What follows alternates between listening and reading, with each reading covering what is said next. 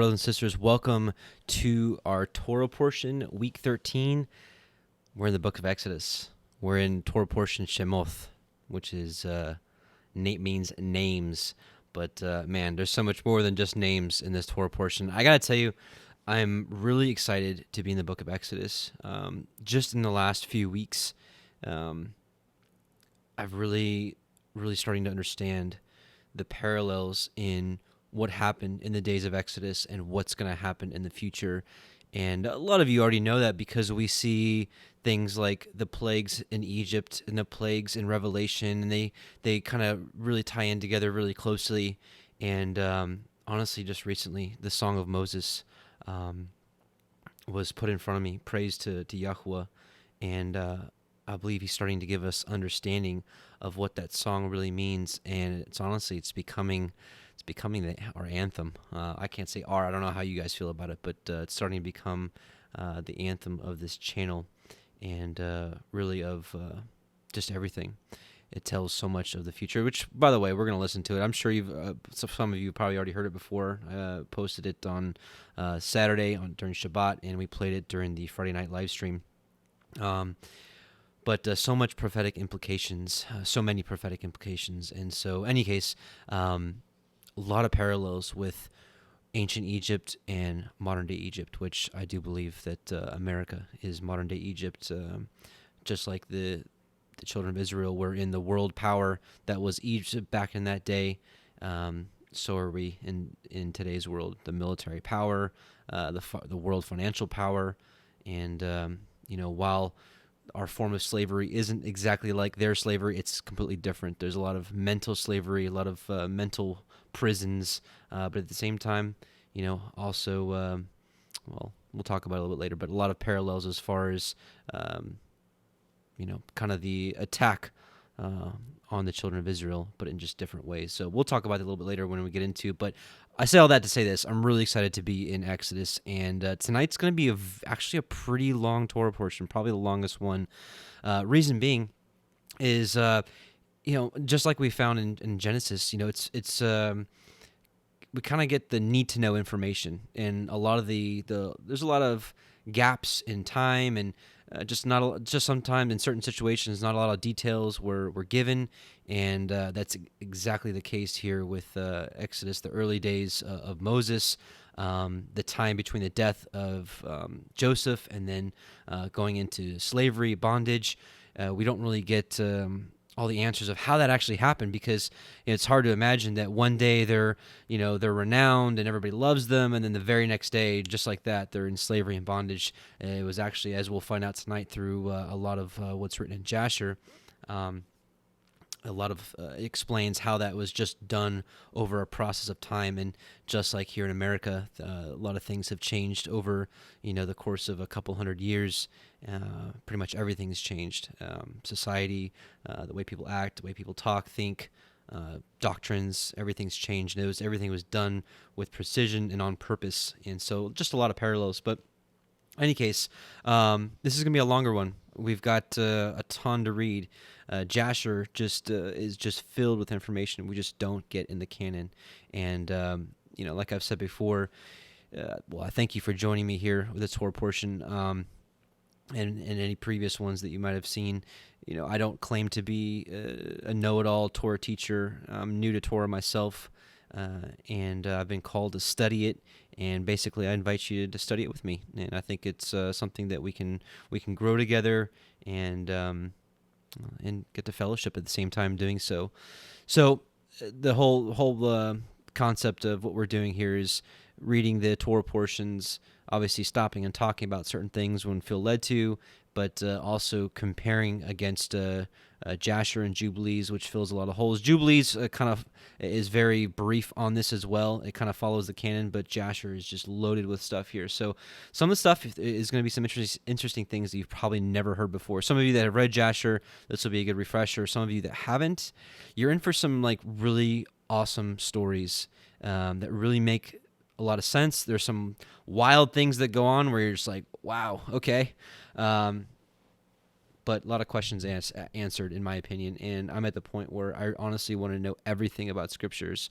So this is this is like a treasure chest for me, and just so excited to get started in Exodus. But just because I made a deal with the wife, no more shofar late at night, so it's going to be shofar when we get started. So going to do shofar, we're going to pray, and then we're going to get right into it because I've already I've already gone 7 minutes in here. So let's get some shofar.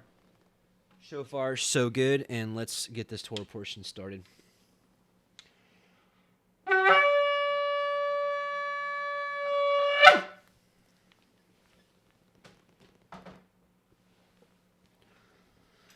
Oh, and you know what? I need to probably check the chat and make sure everything is working okay.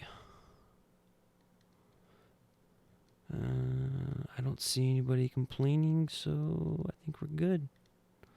Okay, David said looks good, and I also want to make sure the volume is good. All right, good to go. So let's bow our hearts. Heavenly Father, Yahuwah Most High, we just come before you in Yahusha's name, your word, our King, the light to our path, and we just bless you and thank you for him. We know that without his sacrifice, without his blood being shed, there wouldn't be forgiveness of sins, and we would not have been reconciled unto you. So how merciful you are for sending your Son, and we're just so appreciative and thank you. We also thank you for drawing us unto Messiah.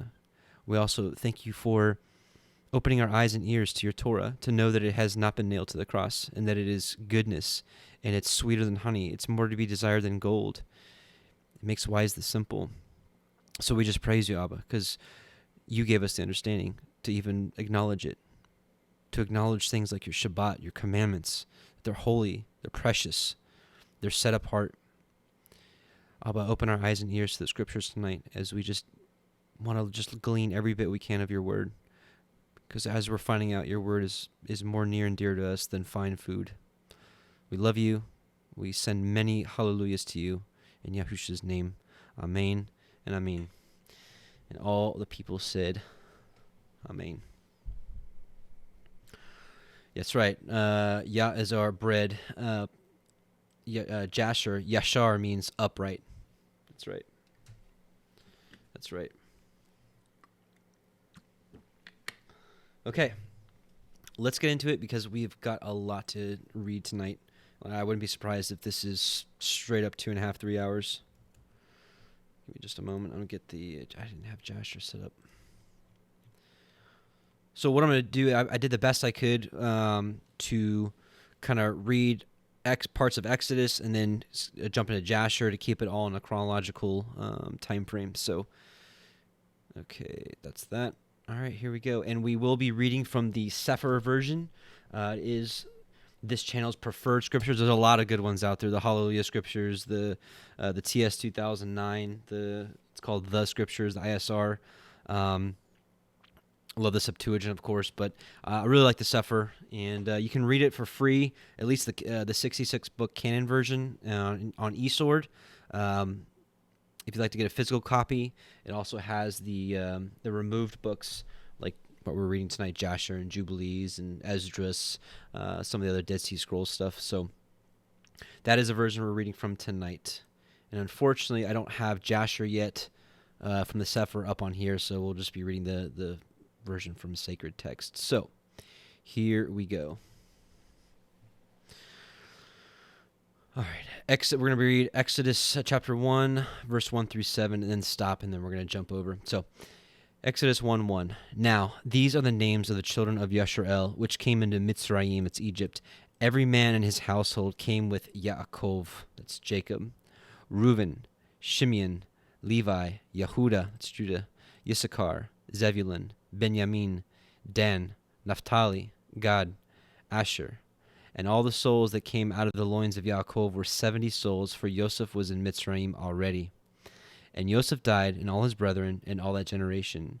And the children of Yasharel were fruitful and increased abundantly, and multiplied and waxed exceeding mighty, and the land was filled with them.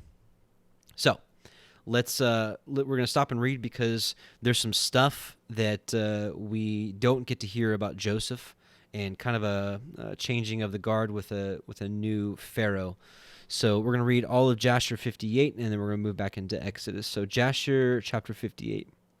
And it came to pass in the 32nd year of the Israelites going down to Egypt, that is, in the 71st year of the life of Joseph, that in that year Pharaoh, king of Egypt, and Magron his son reigned in his stead. In that year died Pharaoh, king of Egypt, and Magron his son reigned in his stead. And Pharaoh commanded Joseph before his death to be a father to his son Magron, and that Magron should be under the care of Joseph and under his counsel. So the Pharaoh that had elevated Joseph to being the number 2 guy, he dies. His son Magron takes over, and everything still continues with Magron because the Pharaoh had ordered that Magron would be under the care of Joseph. So, and all Egypt consented to this thing, that Joseph should be king over them, for all the Egyptians loved Joseph as of heretofore.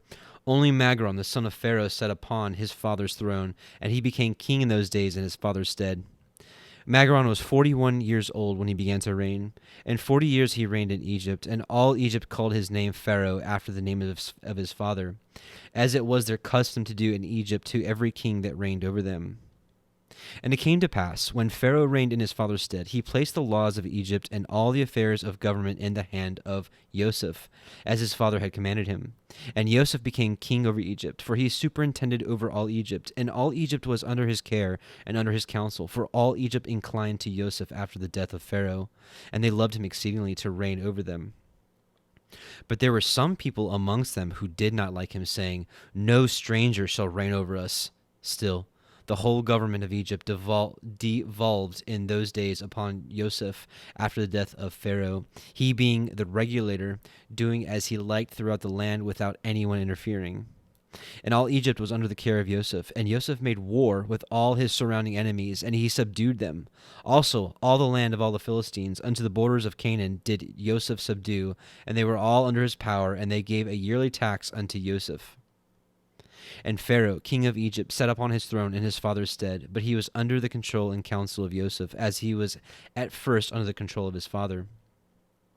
Neither did he reign but in the land of Egypt only, under the counsel of Joseph. But Joseph reigned over neither did he reign but in the land of Egypt only, under the counsel of Joseph. But Joseph reigned over the whole country at that time, from Egypt unto the great river Perath.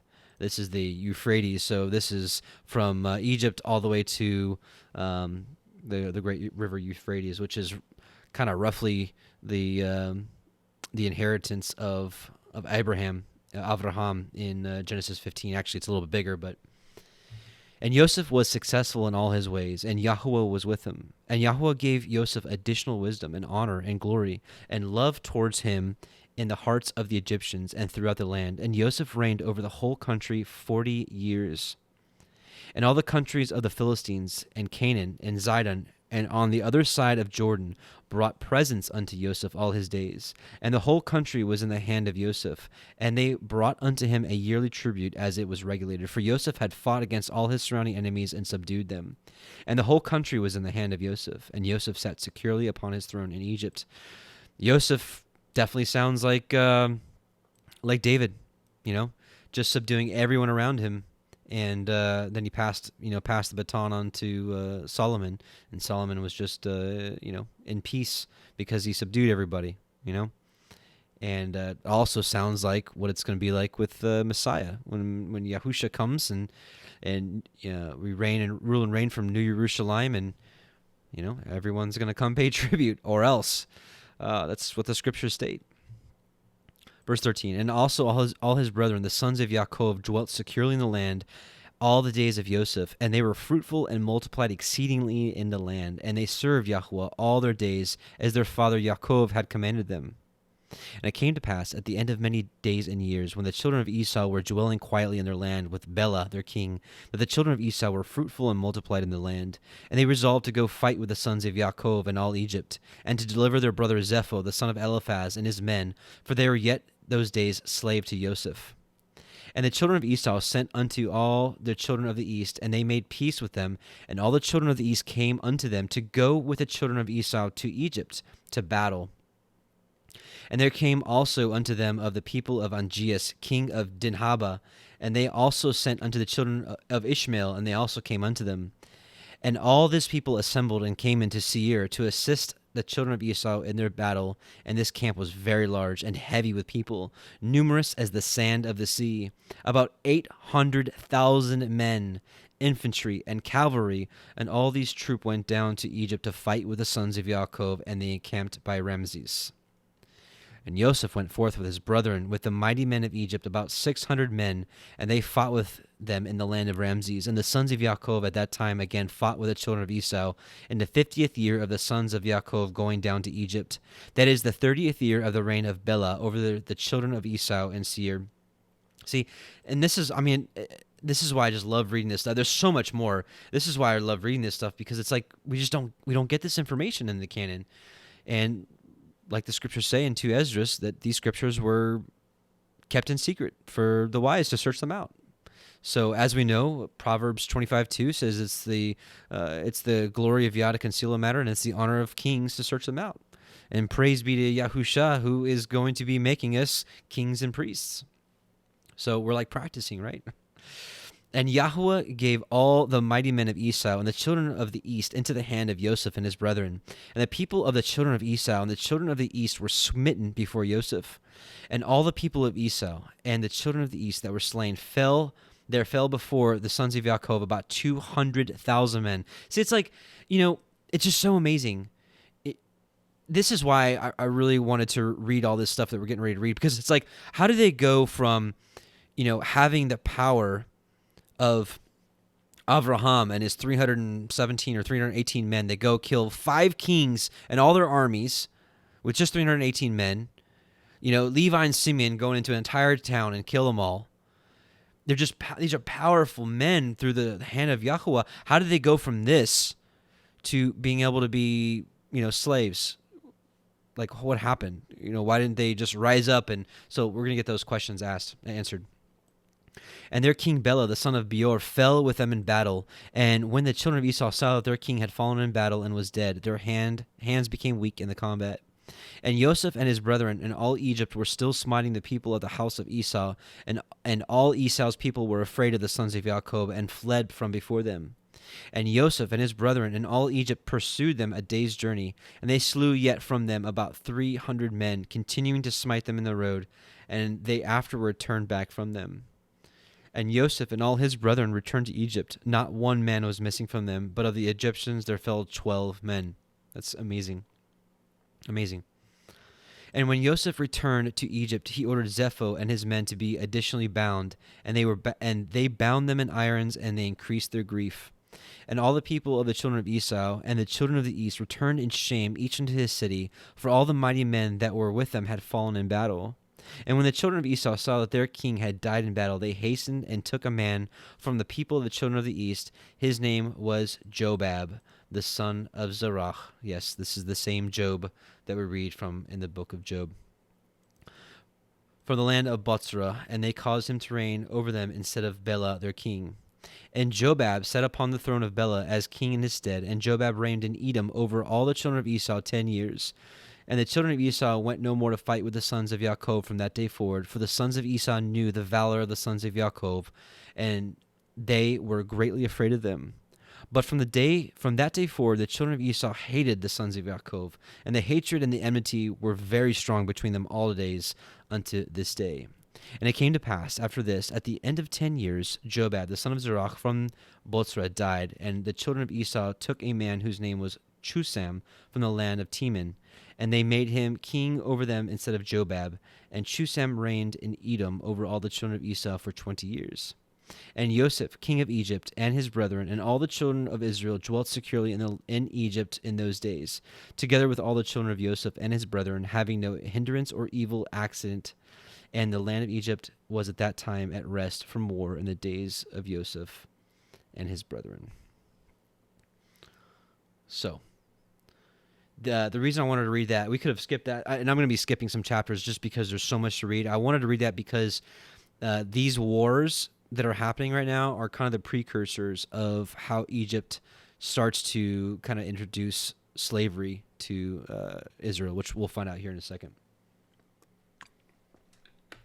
Okay, so we left off at Exodus 7, so we're going to start back at Exodus 1, verse 8, and read through 22.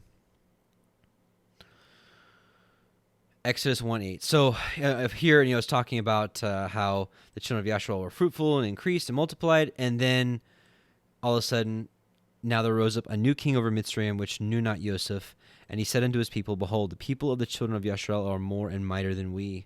Come, let us deal wisely with them, lest they multiply, and it come to pass that when there falls out any war, they join also unto our enemies and fight against us, and so get them up out of the land. Therefore they did set over them taskmasters to afflict them with their burdens. And they built for Pharaoh treasure cities, Pithom and Ramses. But the more they afflicted them, the more they multiplied and grew. And they were grieved because of the children of Yashrael. And the Mitzrayim made the children of Yashrael to serve with rigor. And they made their lives bitter with hard bondage in mortar and in brick and all manner of service in the field. And their service wherein they made them serve was with rigor. It's like roughness, And the king of Mitzrayim spoke to the LBRY midwives, as the Hebrew midwives, of which the name of one was Shiphrah and the name of the other Puah. And he said, When ye do the office of a midwife, the LBRY woman, and see them upon the stools, if it be a son, then ye shall kill him, but if it be a daughter, then she shall live. But the midwives feared Elohim and did not as the king of Mitzrayim commanded them, but saved the men children alive. And the king of Mitzrayim called for the midwives and said unto them, Why have ye done this thing? And have saved the men children alive? And the midwives said unto Pharaoh, Because the LBRY women are not as the Mitzri women, for they are lively, and are delivered before the midwives come into them. Therefore Elohim dealt well with the midwives, and the people multiplied and waxed very mighty. And it came to pass, because the midwives feared Elohim, that he made them houses. And Pharaoh charged all his people, saying, Every son that is born ye shall cast into the river, and every daughter ye shall save alive. And this is up here. It says, For they are lively, and are delivered before the midwives come into them. Lively, in the book of Jasher, we'll read in a bit, and they use the word hale, H-A-L-E. It just means healthy. They're just healthy people. And it's probably for a multitude of reasons. They're probably keeping the food laws, but most importantly, they're blessed of Yahuwah, and they're just healthy women, and they don't need any help. So, any case, just something to take note of. But let's go to Jasher 59, and we're going to skip to 25 because 1 through 24 repeats what's written in Genesis 50 and Exodus 1. So we're at Jasher 59, and we're going to read 25 through 28. And it came to pass after this that Joseph died in that year, the 71st year of the Israelites going down to Egypt. And Joseph was 110 years old when he died in the land of Egypt. And all his brethren and all his servants rose up, and they embalmed Joseph, as was their custom. And his brethren and all Egypt mourned over him 70 days. And they put Joseph in a coffin filled with spices and all sorts of perfume, and they buried him by the side of the river, that is Sihor, and his sons and all his brethren, and the whole of his father's household made a 7 days mourning for him. And it came to pass, after the death of Joseph, all the Egyptians began in those days to rule over the children of Israel. And Pharaoh, king of Egypt, who reigned in his father's stead, took all the laws of Egypt and conducted the whole government of Egypt under his counsel, and he reigned securely over his people. All right, so we're going to skip chapter 60. This is the history of Zepho. This is the son of Eliphaz. Zepho is the grandson of Esau. It talks a little bit about his doings, and then it talks more about Angeas, one of the kings of Dinhaba, which is in Africa. So we're going to skip this just to save a little bit of time because we've got a ton of stuff to read. So we're going to read now Jasher 61. We're going to read 61, verse 1 through 11. And it came to pass, at the time Pharaoh, king of Egypt, commanded all his people to make for him a strong palace in Egypt. And he also commanded the sons of Yaakov to assist the Egyptians in the building. And the Egyptians made a beautiful and elegant palace for a royal habitation, and he dwelt therein, and he renewed his government, and he reigned securely. And Zebulun, the son of Yaakov, died in that year. That is the 72nd year of the going down of the Israelites into Egypt. And Zebulun died 114 years old, and was put into a coffin and given into the hand of his children. And in the 75th year died his brother Simeon. He was 120 years old at his death, and he was also put into a coffin and given into the hands of his children. And Zepho, the son of Eliphaz, the son of Esau, captain of the host to Angeas, king of Dinhaba, was still daily enticing Angeas to prepare for battle to fight with the sons of Yaakov in Egypt. And Angeas was unwilling to do this thing, for his servants had related to him all the might of the sons of Yaakov, what they had done unto them in their battle with the children of Esau. And Zepho was in those days daily enticing Angeas to fight with the sons of Yaakov in those days. So, long story short, Zepho, he fled to Africa, and he joined himself to Angeas, this African king. And so he's like trying to entice this African king to go fight with the sons of Yaakov in Egypt. And after some time, Angeas hearkened to the words of Zepho and consented to him to fight with the sons of Yaakov in Egypt. And Angeas got all his people in order, a people numerous as the sand which is upon the seashore. And he formed his resolution to go to Egypt to battle. And amongst the servants of Angeas was a youth 15 years old. And amongst the servants of Angeas was a youth 15 years old, Balaam, the son of Beor. Yes, this is the same Balaam that we read about that eventually was on the talking donkey. Balaam, the son of Beor, was his name, and the youth was very wise and understood the art of witchcraft. And Angeas said unto Balaam, Conjure for us, I pray thee, with the witchcraft, that we may know who will prevail in this battle to which we are now proceeding. And Balaam ordered that they should bring him wax, and he made thereof the likeness of chariots and horsemen representing the army of Angeas and the army of Egypt. And he put them in the cunningly prepared waters that he had for that purpose. And he took in his hand the boughs of myrtle trees, and he exercised his cunning, and he joined them over the water. And there appeared unto him in the water the resembling images of the host of Angeas, falling before the resembling images of the Egyptians and the sons of Yaakov. And Balaam told this thing to Angeas, and Angeas despaired and did not arm himself to go down to Egypt to battle, and he remained in the city. So we're going to stop there. The rest is a story about one of a queen, Jania, that she was sick. She was from another country. She came down in Africa. She got sick, and it was because she didn't have clean water. So we're going to skip to chapter 62. So right now, we're going to be reading a lot of Jasher right now. So right now, we're getting a lot of the backstory because in Exodus, when we read through chapter 1, that was like 100 years, and we just got little snippets of what happened. So right now, we're kind of digging in and seeing all the details of what happened. So Jasher 62. We're going to read verses 1 through 5. And then skip to verse 23, and then we'll read through verse 24. Verses 6 through 22 is Moab versus Midian wars that we're going to skip just to save some time. All right, so Jasher 62. In that year, being the 79th year of the Israelites going down to Egypt, died Reuben, the son of Yaakov, in the land of Egypt. Reuben was 125 years old when he died, and they put him into a coffin, and he was given into the hands of his children. And in the 80th year died his brother Dan. He was 120 years at his death, and he was also put into a coffin and given into the hands of his children.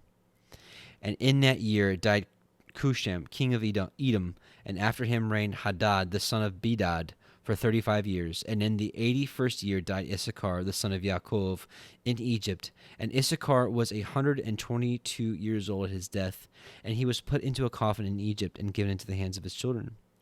And in the 82nd year died Asher, his brother. He was 123 years old at his death, and he was placed into a coffin in Egypt and given into the hands of his children.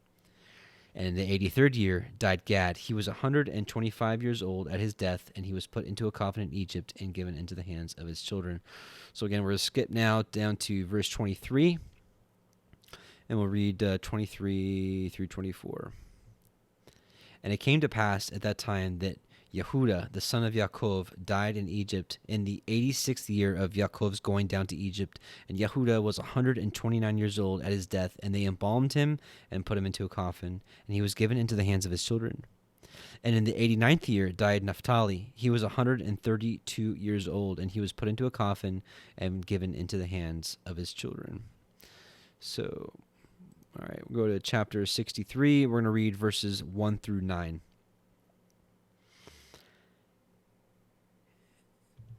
And in the 93rd year died Levi, the son of Yaakov, in Egypt. And Levi was 137 years old when he died. And they put him into a coffin, and he was given into the hands of his children. And it came to pass, after the death of Levi, when all Egypt saw that the sons of Yaakov, the brethren of Joseph, were dead, all the Egyptians began to afflict the children of Yaakov, and to embitter their lives from that day unto the day of their going forth from Egypt. And they took from their hands all the vineyards and fields which Joseph had given unto them, and all the elegant houses in which the people of Israel lived, and all the fat of Egypt. The Egyptians took all from the sons of Yaakov in those days. And the hand of all Egypt became more grievous in those days against the children of Yashrael, and the Egyptians injured the Israelites until the children of Yashrael were wearied of their lives on account of the Egyptians. And it came to pass in those days, in the 102nd year of Israel's going down to Egypt, that Pharaoh, king of Egypt, died, and Melol his son reigned in his stead. And all the mighty men of Egypt and all that generation which knew Joseph and his brethren died in those days.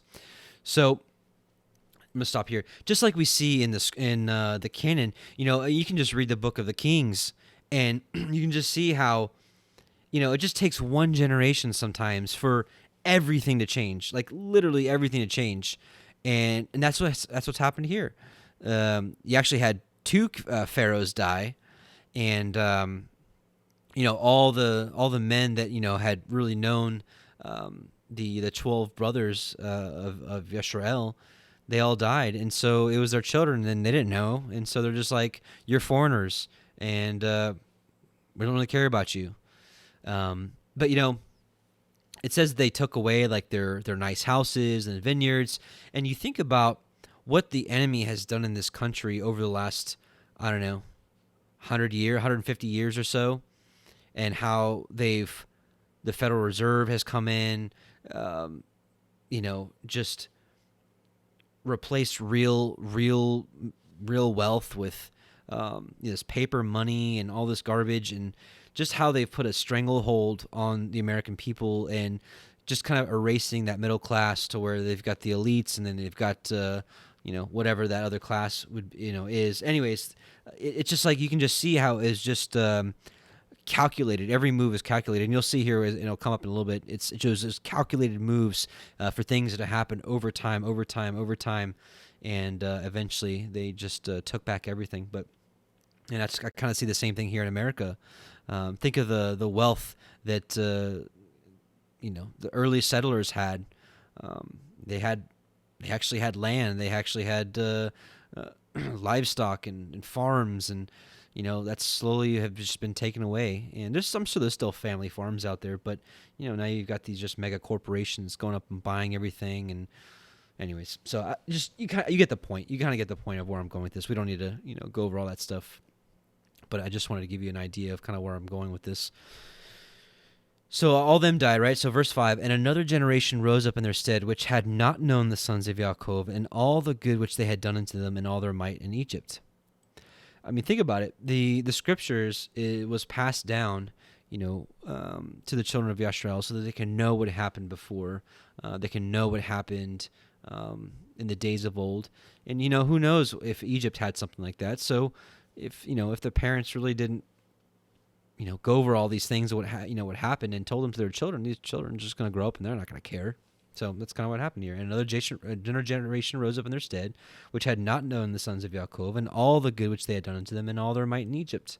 Therefore all Egypt began from that day forth to embitter the lives of the sons of Yaakov, and to afflict them with all manner of hard labor, because they had not known their ancestors, who had delivered them in the days of the famine. Right? It's like, think about it. Joseph and his wisdom in deciphering Pharaoh's dream, and knowing that there were 7 years of plenty, and they stored up all that grain, and then they had plenty left over for the 7 years of famine, and that was one of the reasons why not only did Egypt survive, but they thrived, because everybody came to do business with them and buy their grain.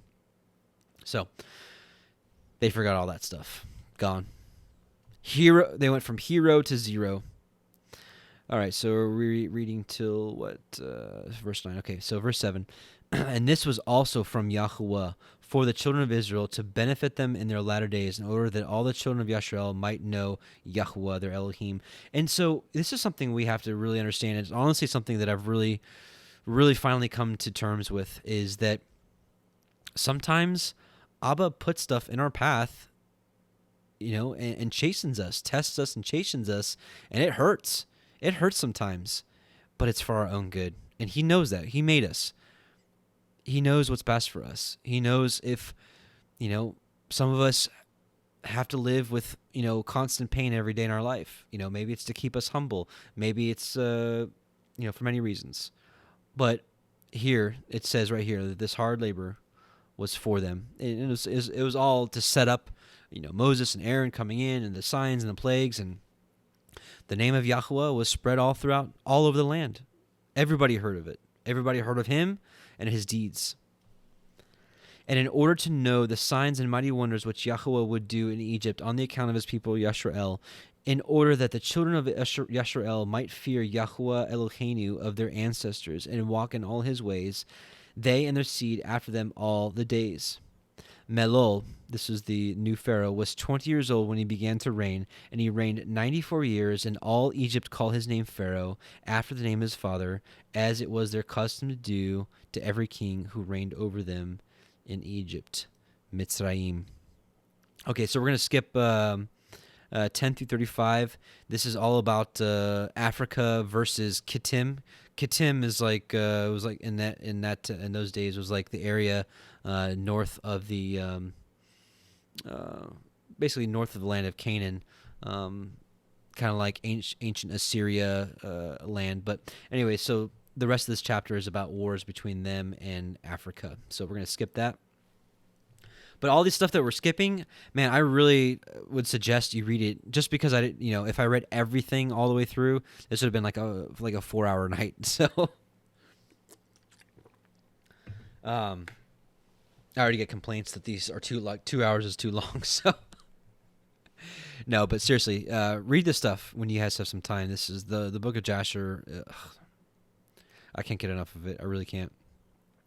Okay, so we're going to read Jasher chapter 64. We're going to start at verse 10, and we're going to read through the end. And Zepho, remember this is the grandson of Esau, sent messengers to Hadad, son of Bedad, king of Edom, and to all his brethren, the children of Esau, saying, Did you not say that you would not fight against the king of Africa, for he is a member of your covenant? Behold, I fought with him and smote him and all his people. Now therefore I have resolved to fight against Egypt and the children of Yaakov who are there, and I will be revenged of them for what Joseph, his brethren, and ancestors did to us in the land of Canaan when they went up to bury their father in Hebron. Now then, if you are willing to come to me to assist me in fighting them against them and Egypt, then shall we avenge the cause of our brethren. And the children of Esau hearkened to the words of Zepho, and the children of Esau gathered themselves together, a very great people, and they went to assist Zepho and the children of Chittim in battle. Kittim. And Zepho sent to all the children of the east and to all the children of Ishmael with words like unto these, and they gathered themselves and came to the assistance of Zepho and the children of Kittim in the war upon Egypt. So literally, he has gathered almost everybody surrounding Egypt at this point to go and destroy it. And all these kings, the king of Edom, and the children of the east, and all the children of Ishmael, and Zepho, the king of Kittim, went forth and arrayed all their hosts in Hebron.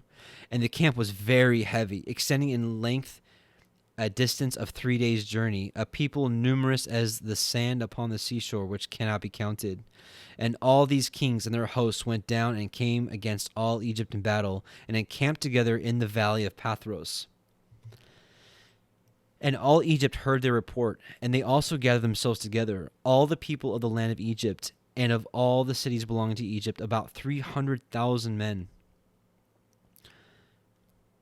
Right, okay, Egypt gathered 300,000 men. And the men of Egypt sent also to the children of Yashrael, who were in those days in the land of Goshen, to come to them in order to go and fight with these kings.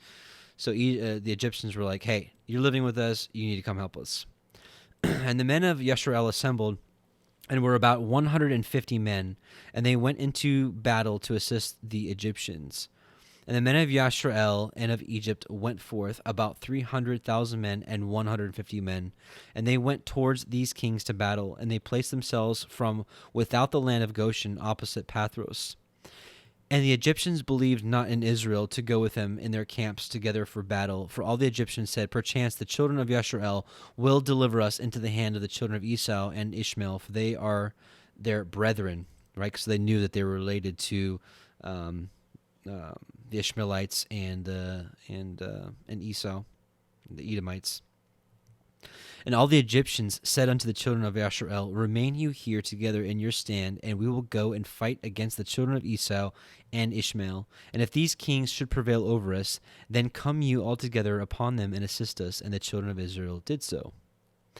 And Zepho, the son of Eliphaz, the son of Esau, king of Kittim, and Hadad, the son of Bedad, king of Edom, and all their camps, and all the children of the east, and children of Ishmael, a people numerous as sand, encamped together in the valley of Pathros, opposite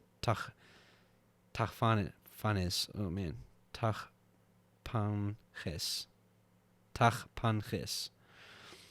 And Balaam, the son of Beor, the Syrian, was there in the camp of Zepho, for he came with the children of Kittim to the battle. And Balaam was highly honored in the eyes of Zepho and his men. This is the same Balaam we were just talking about. And Zepho said unto Balaam, try by divination for us, that we may know who will prevail in battle, we or the Egyptians. And Balaam rose up and tried the art of divination, as he was skillful in the knowledge of it, but he was confused, and the work was destroyed in his hand. And he tried it again, but did not succeed. And Balaam despaired of it, and left it, and did not complete it. For this was from YHWH, in order to cause Zepho and all his people to fall into the hand of the children of Yashrael, who had trusted in YHWH, their Elohim, the Elohim of their ancestors, in their war. And Zepho and Hadad put their forces in battle array, and all the Egyptians went alone against them, about 300,000 men, and not one man of Yashrael was with them. So the Egyptians went out to fight, and they left the 150 men of Yashrael behind. Verse 31, and all the Egyptians fought with these kings opposite Pathros and Tachpanches,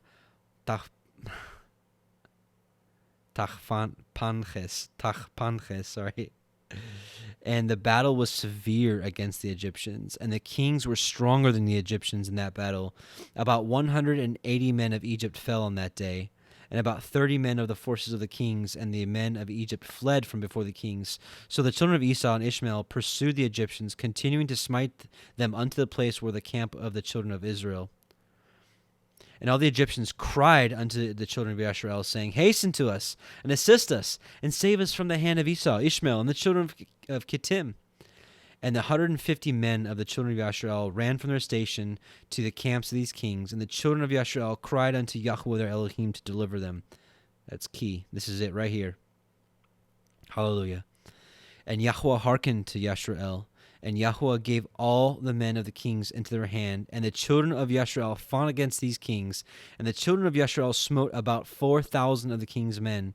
And YHWH threw a great consternation in the camp of the kings, so that the fear of the children of Yashrael fell upon them.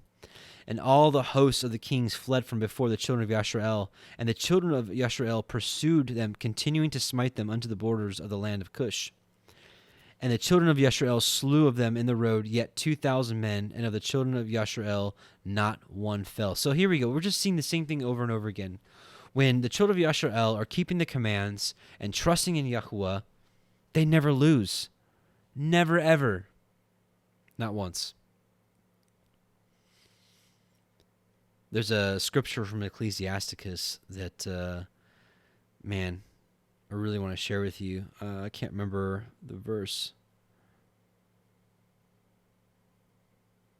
Hold on. Let me see if I can find it real quick.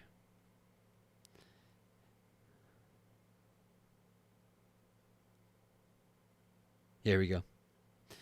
It's Ecclesiasticus, which is also known as Sirach, chapter 2, verse 10. Look at the generations of old and see, did ever any trust in YHWH and was confounded? Or did any abide in his fear and was forsaken? Or whom did he ever despise that called upon him? Verse 11, for Yahweh is full of compassion and mercy, long-suffering and very pitiful, and forgives sins and saves in time of affliction. Hallelujah. But the key behind there is look at the generations of old and see, did ever any trust in Yahweh and was confounded? Not a chance. So honestly, brothers and sisters, the longer that we're following his ways, the longer we're throwing off the world and putting on his ways, keeping his commandments and trusting him, imagine what our generation is going to see, and let that sink in. Verse 39, and when the Egyptians saw that the children of Yasharel had fought with such few men with the kings, and that the battle was very so severe against them, all the Egyptians were greatly afraid of their lives on account of the strong battle, and all Egypt fled, every man hiding himself from the arrayed forces, and they hid themselves in the road, and they left the Israelites to fight. And the children of Yasharel inflicted a terrible blow upon the kings, and they returned from them after they had driven them to the border of the land of Kush. And all Yasharel knew the thing which the men of Egypt had done to them, that they had fled from the battle, and that they had left them to fight alone. So the children of Yasharel also acted with cunning, and as the children of Yasharel returned from battle, they found some of the Egyptians in the road and smote them there. And whilst they slew them, they said unto them these words, wherefore did you go from us and leave us, being a few people, to fight against these kings who had a great people to smite us, that you might thereby deliver your own souls, right? So they're like, you cowards. And some of which the Israelites met on the road, they, the children of Yasharel, spoke each other, saying, smite, smite, for he is an Ishmaelite, or an Edomite, or from the children of Kittim. And they stood over him and slew him, and they knew that he was an Egyptian. And the children of Yasharel did these things cunningly against the Egyptians, because they had deserted them in the battle and had fled from them. And the children of Yasharel slew of the men of Egypt in the road in this manner about 200 men. And all the men of Egypt saw the evil which the children of Yasharel had done to them.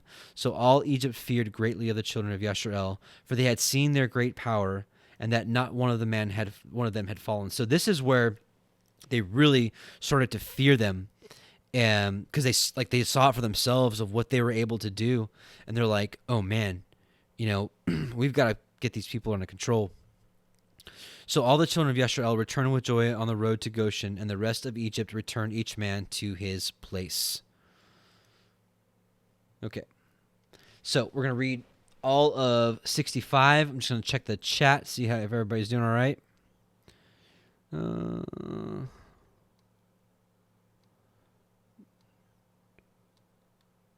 Okay, everything looks all right. Shalom, Kathy Hunt, D. Randall, Kingdom Truther, David Worms, Lynette Moody. Shalom, sister. Sister Jessica Arianis, good to see you. Windfeather. Okay. Nobody's complaining, so we're good. Sister Cammie, good to see you. All right.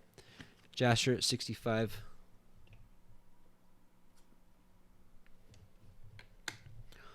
And it came to pass after these things that all the counselors of Pharaoh, king of Egypt, and all the elders of Egypt assembled and came before the king and bowed down to the ground, and they sat before him.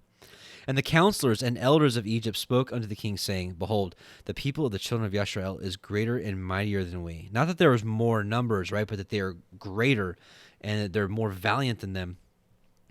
And thou knowest all the evil which they did unto us on the road when we returned from battle. And thou hast also seen their strong power, for this power is unto them from their fathers. For but a few men stood up against a people as numerous as the sand, and smote them at the edge of the sword, and of themselves not one has fallen, so that if they had been numerous, they would have utterly destroyed them. Now, therefore, give us counsel what to do with them, until we gradually destroy them from among us, lest they become too numerous for us in the land. So they feared them, right?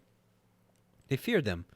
And what do you think the enemy felt about America? I really believe that the founding, not the founding fathers, not the Freemasons that set up this, that was part of the plan, right? But the men and women that came over here and built this country up. Once again, I really believe the children of Israel. I believe it's the lost 10 tribes of Yisrael. So they came over, they built this country up, blood, sweat, and tears, and they have taskmasters over them, like we have now. We're not being whipped and, in a physical sense and being forced labor in a physical sense, but if you don't understand the monetary system and how they've enslaved us with that, it's just a different type of slavery that we can't touch, taste, smell, and sometimes even see until Abba gives us the eyes. But what do you think the taskmasters of the world, the elites, the Rothschilds, all these people, they know who we are. They know what we come from. And even if we're not blood relatives, we're believers, so we're grafted in. We carry the name of YHWH. They know what could happen if we knew the truth, if we were healthy. That's why you think they're poisoning our bodies and spraying this stuff in the air and different type of slavery, because they know who we are. For if the children of Israel should increase in the land, they will become an obstacle to us. And if any war should happen to take place, they with their great strength will join our enemy against us and fight us and destroy us from the land and go away from it. So the king answered the elders of Egypt and said unto them, This is the plan advised against Israel, from which we will not depart. Sorry. Behold, in the land are Pithom and Ramses, cities unfortified against battle. It behooves you and us to build them and fortify them. Now, therefore, go you also and act cunningly towards them, and proclaim a voice in Egypt and in Goshen at the command of the king, saying, All ye men of Egypt, Goshen, Pathros, and all the inhabitants, the king has commanded us to build Pithom and Ramses, and to fortify them for battle. Who amongst you of all Egypt, of the children of Yisrael, and of all the inhabitants of the cities, are willing to build with us? Shall each have his wages given to him daily at the king's order. So go you first and do cunningly, and gather yourselves and come to Pithom and Ramses to build. Sorry, I got a really dry throat today. So this was their guise. It was war, making them like worry, like, hey, these cities are unfortified. We need to build it up because what if war happens, whatever. And listen, we need your help. And guess what? We're going to pay you for it. So this is how it starts. This is how the slavery starts, right? War and labor, war, fear, and labor. What do you think's been going on in this country for hundreds of years? And whilst you are building, cause a proclamation of this kind to be made throughout Egypt every day at the command of the king. And when some of the children of Yisrael shall come to build with you, you shall give them their wages daily for a few days. And after they shall have built with you for their daily hire, drag yourselves away from them daily, one by one in secret, and then you shall rise up and become their taskmasters and officers, and you shall leave them afterward to build without wages. And should they refuse, then force them with all your might to build. So this was a slow process. This didn't happen just like that, where you've got 150 men of the children of Yisrael that could stand up against an entire army, and then they cower before the oh no, it was at first this was like a problem reaction solution. This is like the Hegelian dialect that they use on us to this very, very day, but they've gotten a lot more refined with how they do it, right? So they give a problem, these wars, the reaction to it, and they have a solution. Let's build up these walls, and hey, we need you. Come build these with us, and defend your families, and so on and so forth, and we'll even pay you. So then they're like, hey, after a while. So this is just talking to the Egyptians. Hey, after you're building with them for a while, just slowly, one by one, slowly you stop working with them, so they don't see it all happen in one day. And then you rise up and be the officers over them.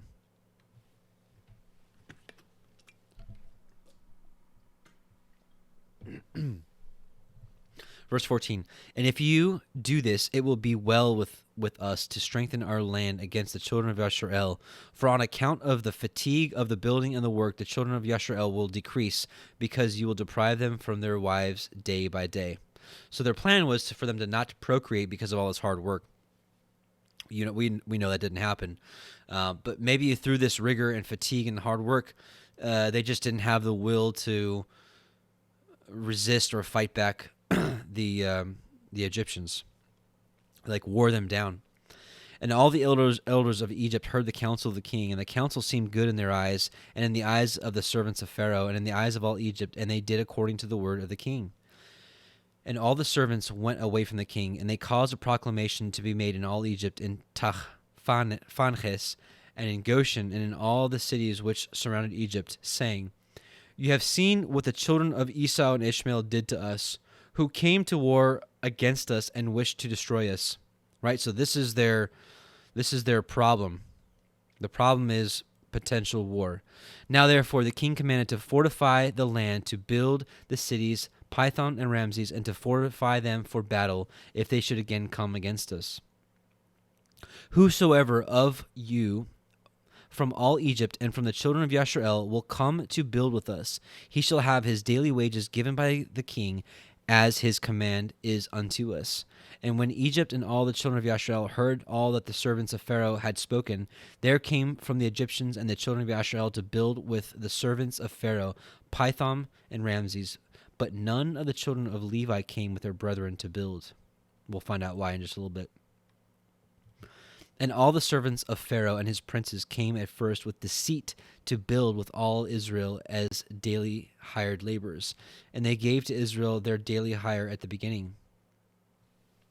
And the servants of Pharaoh built with all Yasharel and were employed in that work with Yasharel for a month. And at the end of the month, all the servants of Pharaoh began to withdraw secretly from the people of Yasharel daily. And Yasharel went on with the work at that time, but they then received their daily hire, because some of the men of Egypt were yet carrying on the work with Yasharel at that time. Therefore the Egyptians gave Yasharel their hire in those days, in order that they, the Egyptians, their fellow workmen, might also take the pay for their labor. And at the end of 1 year and 4 months, all the Egyptians had withdrawn from the children of Yasharel, so that the children of Yasharel were left alone, engaged in the work. Man. And all the Egyptians had withdrawn from the children of Yasharel.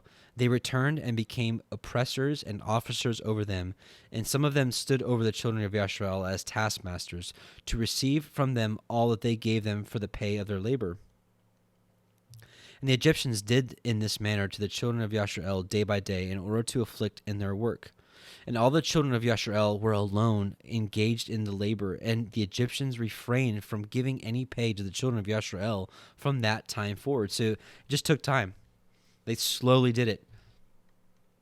And when some of the men of Yasharel refused to work on account of the wages not being given to them, then the exactors and the servants of Pharaoh oppressed them and smote them with heavy blows, and made them return by force to labor with their brethren. Thus did all the Egyptians unto the children of Israel all the days.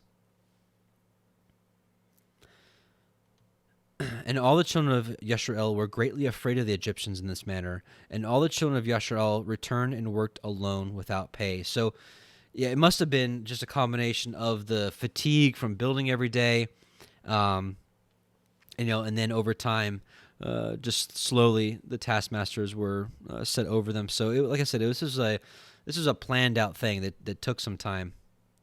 And the children of Yasharel built Python and Ramses, and all the children of Yasharel did the work, some making bricks and some building. And the children of Yasharel built and fortified all the land of Egypt and its walls. And the children of Yasharel were engaged in work for many years, until the time came when Yahweh remembered them and brought them out of Egypt.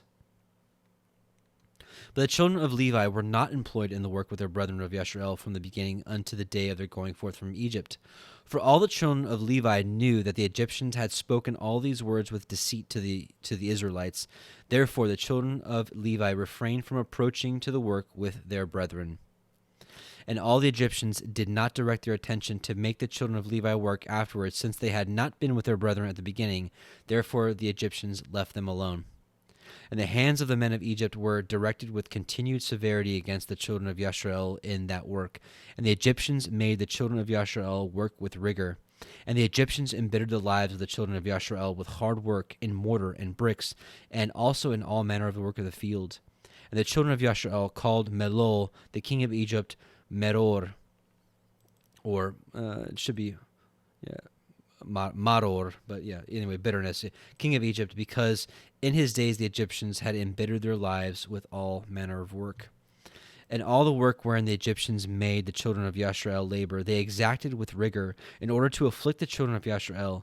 But the more they afflicted them, the more they increased and grew, and the Egyptians were grieved because of the children of Yashrael. And this is just it's kind of a parable as to our walk. Kind of how I was saying earlier that the struggle brings forth fruit. And I'm sure you guys can look back and you have had some rough times in your walk, but you can look back and just see how you're able to grow from that situation. And this is kind of a physical parable to our spiritual situation now. How just the grind, and just the friction sometimes, it's like, for a blade to be sharp, how it's the scriptures say iron sharpens iron. It's that friction that is what ends up sharpening the blade. And, the same happens in our walk. And I can personally look back and look at some of the, some of the times of testing. And while I was in the midst of it, it was really, really hard. But looking back, you're kind of thankful for it. And anyways, just a kind of a reflection on what's going on with us. Okay, so we're going to read chapter 66, and then we're going to move back into Exodus. So let's see, what am I reading here? I'm reading all of it. Okay, so chapter 66 of Yashar. At that time died Hadad, the son of Bedad, king of Edom, and Samlah from Meserka, from the country of the children of the east, reigned in his place. In the 13th year of the reign of Pharaoh, the king of Egypt, which was the 125th year of the Israelites going down into Egypt, Samlah had reigned over Edom 18 years. And when he reigned, he drew forth his host to go fight against Zepho, the son of Eliphaz, and the children of Kittim, because they had made war against Angeas, king of Africa, and they destroyed his whole army. But he did not engage with him, for the children of Esau prevented him, saying he was their brother. So Samlah listened to the voice of the children of Esau, and turned back with all his forces to the land of Edom, and did not proceed to fight against Zepho, the son of Eliphaz. And Pharaoh, king of Egypt, heard this thing, saying, Samlah, king of Edom, has resolved to fight the children of Kittim, and afterward he will come to fight against Egypt. And when the Egyptians heard this matter, they increased the labor upon the children of Israel, lest the Israelites should do unto them as they did unto them in their war with the children of Esau in the days of Hadad. So the Egyptians said unto the children of Israel, Hasten and do your work, and finish your task, and strengthen the land, lest the children of Esau your brethren should come to fight against us, for on your account will they come against us. So now they're blaming the Israelites and forcing them harder with labor. And the children of Yashrael did the work of the men of Egypt day by day, and the Egyptians afflicted the children of Yashrael in order to lessen them in the land. But as the Egyptians increased the labor upon the children of Yashrael, so did the children of Yashrael increase and multiply, and all Egypt was filled with the children of Yashrael. It's just like gardening. It's like take a rose bush. You snip off an end, right? You clip it, and it's like more grows. Maybe a bad example, but verse 10, and in the 125th year of Israel's going down to Egypt, all the Egyptians saw that their counsel did not succeed against Yashrael, but that they increased and grew, and the land of Egypt and the land of Goshen were filled with the children of Yashrael. So all the elders of Egypt and its wise men came before the king and bowed down to him and sat before him. And all the elders of Egypt and the wise men thereof said unto the king, May the king live forever. Thou didst counsel us to counsel against the children of Yashrael, and we did unto them according to the word of the king. But in proportion to the increase of labor, so do they increase and grow in the land. And behold, the whole country is filled with them. Now therefore, our Lord and King, the eyes of all Egypt are upon thee, to give them advice with thy wisdom, by which they may prevail over Israel to destroy them, or to diminish them from the land. And the king answered them, saying, Give you counsel in this matter, that we may know what to do unto them. Excuse me. And an officer, one of the king's counselors, whose name was Job, from Mesopotamia in the land of Uz, answered the king, saying, Now, I have to be honest, this is, I'm a little confused, because the lineage that we were given of Jobab back then was the correct Jobab that we learn about in the Septuagint that was Job. Well, now we hear here of Job from Mesopotamia in the land of Uz, which is the same information we get about Job from the book of Job. So I'm a little confused here, honestly. So forgive me. Not sure exactly if this is the same Job that we read about earlier, but then it said he died. So forgive me. I don't have this completely figured out yet. So I'm not sure if this is the right Job or if that's the right Job. Not sure. So I'm just being honest with you.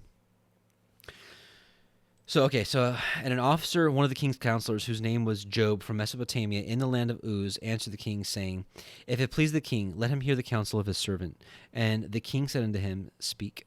And Job spoke before the king, the princes, and before all the elders of Egypt, saying, Behold, the counsel of the king which he advised formerly respecting the labor of the children of Yashrael is very good, and you must not remove from them that labor forever. But this is the advice counseled by which you may lessen them, if it seems good to the king to afflict them. Behold, we have feared war for a long time, and we said, When Yashrael becomes fruitful in the land, they will drive us from the land if a war should take place. If it please the king, let a royal decree go forth, and let it be written in the laws of Egypt, which shall not be revoked, that every male child born to the Israelites, his blood shall be spilled upon the ground. Maybe the other Job was the right Job. Because it appears this Job is the one that gives the king the idea to kill all the male sons. And by your doing this, when all the male children of Yashrael shall have died, the evil of their wars will cease. Let the king do so, and send for all the Hebrew midwives, and order them in this matter to execute it. So the thing pleased the king and the princes, and the king did according to the word of Job. And the king sent for the Hebrew midwives to be called, of which the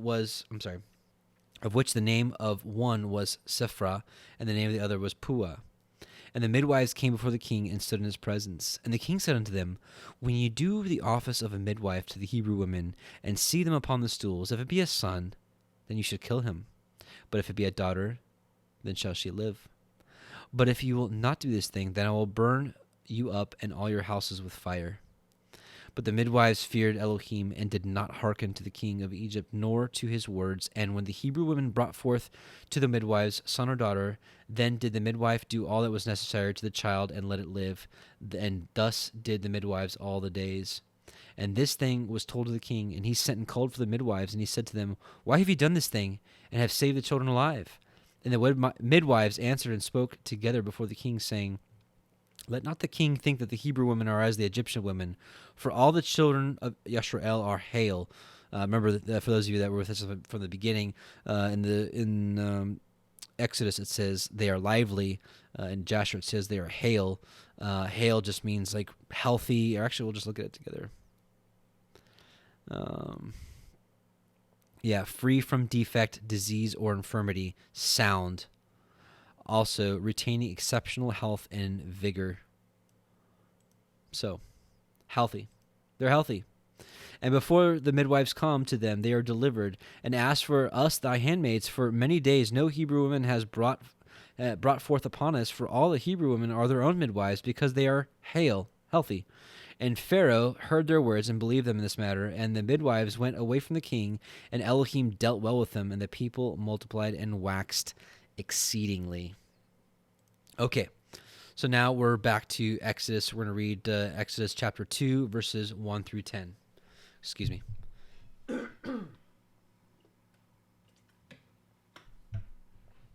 Man, sorry. I got like a tickle in my throat.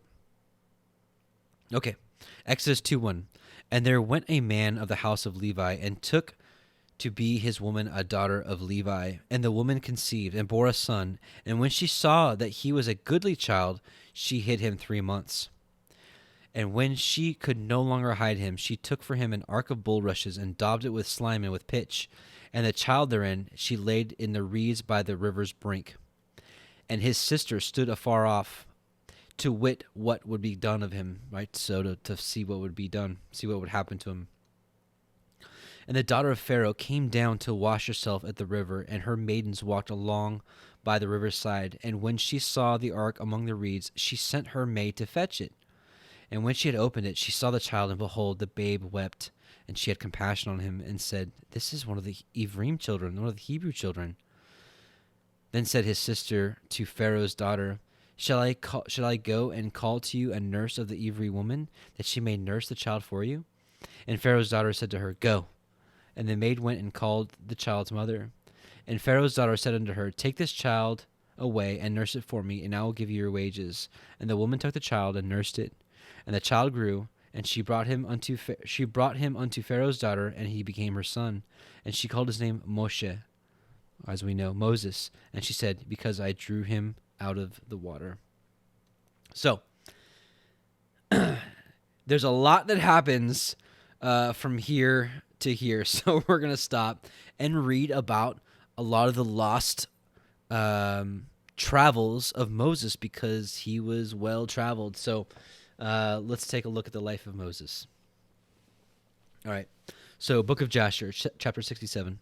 There was a man in the land of Egypt of the seed of Levi, whose name was Amram, the son of Kohath, the son of Levi, the son of Yashrael. And this man went and took a wife, namely Jochebed, the daughter of Levi, his father's sister. And she was 126 years old, and he came unto her. And the woman conceived and bare a daughter, and she called her name Miriam, because in those days the Egyptians had embittered the lives of the children of Yashrael. And she conceived again, and bare a son, and called his name Aharon. For in the days of her conception Pharaoh began to spill the blood of the male children of Yashrael. In those days died Zepho, the son of Eliphaz, son of Esau, king of Chittim, and Janeas reigned in his stead. And at the time that Zepho reigned over the children of Chittim was 50 years. And he died and was buried in the city of Nabna in the land of Chittim. And let's see. Yeah, okay, I'll read all 6, 7. And Janeas, one of the mighty men of the children of Chittim, reigned after him, and he reigned 50 years. And it was after the death of the king of Chittim that Balaam, the son of Beor, fled from the land of Chittim, and he went and came to Egypt, to Pharaoh, king of Egypt. And Pharaoh received him with great honor, for he had heard of his wisdom, and he gave him presents, and made him for a counselor, and aggrandized him. So grandized him, right? Forgive me, I'm a simple man. Aggrandized, right? To make great or greater. Okay, that's what I thought. To make appear or great, praise highly. And aggrandized him. And Balaam dwelt in Egypt in honor with all the nobles of the king. And the nobles exalted him, because they all coveted to learn his wisdom. Remember, this is the same Balaam with a donkey. And in the 130th year of Israel's going down to Egypt, Pharaoh dreamed that he was sitting upon his kingly throne, and lifted up his eyes and saw an old man standing before him. And there were scales in the hands of the old man, such scales as are used by merchants. And the old man took the scales and hung them before Pharaoh. And the old man took all the elders of Egypt and all its nobles and great men, and he tied them together and put them in one scale. And he took a milk kid and put it into the other scale, and the kid preponderated over all. And Pharaoh was astonished at this dreadful vision, why the kid should preponderate over all. And Pharaoh awoke, and behold, it was a dream. And Pharaoh rose up early in the morning, and called all his servants, and related to them the dream. And the men were greatly afraid. And the king said to all his wise men, Interpret, I pray you, the dream which I dreamed, that I may know it. And Balaam, the son of Beor, answered the king and said unto him, This means nothing else but a great evil that will spring up against Egypt in the latter days. For a son will be born to Yashrael, who will destroy all Egypt and its inhabitants, and bring forth Israelites from Egypt with a mighty hand. Hallelujah, we know who this son is. Now therefore, O king, take counsel upon this matter, that you may destroy the hope of the children of Yashrael and their expectation before this evil arise against Egypt. And the king said unto Balaam, And what shall we do unto Yashrael? Surely after a certain manner did we at first counsel against them, and could not prevail over them. Now therefore give you also advice against them, by which we may prevail over them. And Balaam answered the king, saying, Send now and call thy 2 counselors, and we will see what their advice is upon this matter, and afterward thy servant will speak. And the king sent and called his 2 counselors, Reuel the Midianite, this is Jethro.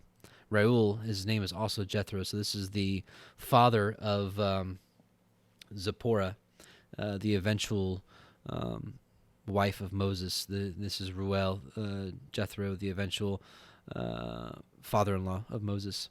and Job the Uzite, and they came and sat before the king. And the king said to them, Behold, you have both heard the dream which I have dreamed, and the interpretation thereof. Now, therefore, give counsel, and know, and see what is to be done to the children of Yashrael, whereby we may prevail over them, before their evil shall spring up against us. And Reuel the Midianite answered the king and said, May the king live forever. If it seem good to the king, let him desist from the Hebrews and leave them, and let him not stretch forth his hand against them. For these are they whom YHWH chose in the days of old, and took as the lot of his inheritance from amongst all the nations of the earth and the kings of the earth. And who is there that stretched his hand against them with impunity, of whom their Elohim was not avenged? Surely thou knowest that when Abraham went down to Egypt, Pharaoh, the former king of Egypt, saw Sarah his wife, and took her for a wife, because Abraham said, She is my sister. For he was afraid lest the men of Egypt should slay him on account of his wife. And when the king of Egypt had taken Sarah, then Elohim smote him and his household with heavy plagues, until he restored unto Abraham his wife Sarah. Then he was healed. And Abimelech, the Gerarite, king of Philistines, Elohim punished on account of Sarah, wife of Abraham, in stopping up every womb from man to beast. When their Elohim came to Abimelech in the dream of night, and terrified him, in order that he might restore to Abraham Sarah, whom he had taken. And afterward all the people of Gerar were punished on account of Sarah. And Abraham prayed to his Elohim for them, and he was entreated of him, and he healed them. And Abimelech feared all this evil that came upon him and his people, and he returned Abraham his wife Sarah, and gave him with her many gifts. He did so also with Isaac, when he had driven him from Gerar. And Elohim had done wonderful things to him, that all the watercourses of Gerar were dried up, and their productive trees did not bring forth, until Abimelech of Gerar and Ahuzah, one of his friends, and Pichol, the captain of his hosts, went to him, and they bent and bowed down before him to the ground. And they requested of him to supplicate for them, and he prayed to YHWH for them, and YHWH was entreated of him, and he healed them. Jacob also, the plain man, was delivered through his integrity from the hand of his brother Esau, and the hand of Laban, the Syrian, his mother's brother, who had sought his life, likewise from the hand of all the kings of Canaan, who had come together against him and his children to destroy them. And YHWH delivered them out of their hands, that they turned upon them and smote them, for who had ever stretched forth his hand against them with impunity? Surely Pharaoh, the former, thy father's father, raised Joseph, the son of Jacob, above all the princes of the land of Egypt, when he saw his wisdom. For through his wisdom he rescued all the inhabitants of the land from famine. Right? So the notoriety of YHWH and the children of Yashrael went throughout all the land, and these stories were retold. After which he ordered Jacob and his children to come down to Egypt, in order that through their virtue the land of Egypt and the land of Goshen might be delivered from the famine. Now therefore, if it seem good in thine eyes, cease from destroying the children of Yashrael. But if it be not thy will that they shall dwell in Egypt, send them forth from here, that they may go into the land of Canaan, the land where their ancestors sojourned. So this was all the advice of Reuel, or Jethro. Right, so actually you see it here. And when Pharaoh heard the words of Jethro, so he was earlier called Reuel, and now he's called Jethro, so you're seeing it's the same man. And when Pharaoh heard the words of Jethro, he was very angry with him, so that he rose with shame from the king's presence, and went to Midian, his land, and took Joseph's stick with him. This will come into play in a little bit. Awesome story. And the king said to Job the Uzite, What sayest thou, Job? And what is thy advice respecting the Hebrews? So Job said to the king, Behold, all the inhabitants of the land are in thy power. Let the king do as it seems good in his eyes. And the king said unto Balaam, What dost thou say, Balaam? Speak thy word, that we may hear it. Balaam said unto the king, Of all that the king has counseled against the Hebrews will they be delivered, and the king will not be able to prevail over them with any counsel. For if thou thinkest to lessen them by the flaming fire, thou canst not prevail over them. For surely their Elohim delivered Avraham their father from Ur of the Chaldees. If you don't remember, we talked about this quite a few weeks ago. But Avraham had a moment in the fire, just like I always know them by their Babylonian names: Shadrach, Meshach, and Abednego. Was it Azariah? Mishael, And forgive me, but you know the story of the three children of Judah that were thrown into the fire because they refused to bow down to the statue. Well, many years before that, Avraham was thrown into a fire because he destroyed all his father's gods, and he basically Avraham stood up to Nimrod, the king at that time, and basically just told him how it was without any fear that you've gone astray from the Elohim from Elohim, and now you're serving gods, and you'll be destroyed. And he got so mad that he threw Avraham in the fire, and Avraham was in the fire for 3 days, didn't get touched. But his brother Haran died in the fire because he was double-minded about the Most High. So anyways, so just to give you a little backstory. For if thou thinkest to lessen them by the flaming fire, thou canst not prevail over them. For surely their Elohim delivered Avraham from their father from Ur the Chaldeans. And if thou thinkest to destroy them with a sword, surely Isaac their father was delivered from it, and a ram was placed in his stead. And if with hard and rigorous labor thou thinkest to lessen them, thou wilt not prevail even in this, for their father Yaakov served Laban in all manner of hard work and prospered. Now therefore, O king, hear my words, for this is the counsel which is counseled against them, by which thou wilt prevail over them, and from which thou shouldst not depart. If it please the king, let him order all their children which shall be born from this day forward to be thrown into the water. So this is the concept of Balaam, right? For by this canst thou wipe away their name, for none of them nor their fathers were tried in this manner. And the king heard the words of Balaam, and the thing pleased the king and the princes, and the king did according to the word of Balaam. And the king ordered a proclamation to be issued, and a law to be made throughout the land of Egypt, saying, every male child born to the Hebrews from this day forward shall be thrown into the water. And Pharaoh called unto his servants, saying, go now, and seek throughout the land of Goshen, where the children of Israel are, and see that every son born to the Hebrews shall be cast into the river, but every daughter you shall let live. And when the children of Yisrael heard this thing which Pharaoh had commanded, to cast their male children into the river, some of the people separated from their wives, and others adhered to them, right? Because they're like, I don't want to have a son, and I don't want to, I don't want to have a child and chance it be a son. I couldn't bear it. So they separated from their wives. Verse 54, and from that day forward, when the time of delivery arose Now, this next part, I have to tell you, it's kind of a little weird. We don't really see this anywhere else in Scripture, but again, I got to tell you, this book is filled with stuff that may seem a little off or like, what's that? I really think this book is completely true, brothers and sisters. I really, really do. There's just so many connections to this book that reveals that it's authentic. So anyways, so just keep that in mind as I get ready to read this. And from that day forward, when the time of delivery arrived to those women of Yisrael who had remained with their husbands, they went to the field to bring forth there. And they brought forth in the field and left their children upon the field and returned home. So they literally went out to the wilderness or to the field, and they gave birth in the field and left the child there and went back home. And Yahuwah, who had sworn to their ancestors to multiply them, sent one of his ministering angels, which are in heaven, to wash each child in water, to anoint and swathe it, and to put into its hands 2 smooth stones, from one which it sucked milk, and from the other honey. And he caused its hair to grow to its knees, by which it might cover itself, to comfort it, and to cleave to it through his compassion for it. Yeah, I believe that happened. I do. Call me crazy, but I really believe that the Most High can do anything. I believe that he can send an angel and give a baby 2 stones, and they suck milk and suck honey. I really believe that. Now, that leads me to question. You read on every single bottle of honey, don't give this to any child under a year old because it's dangerous. But is it really?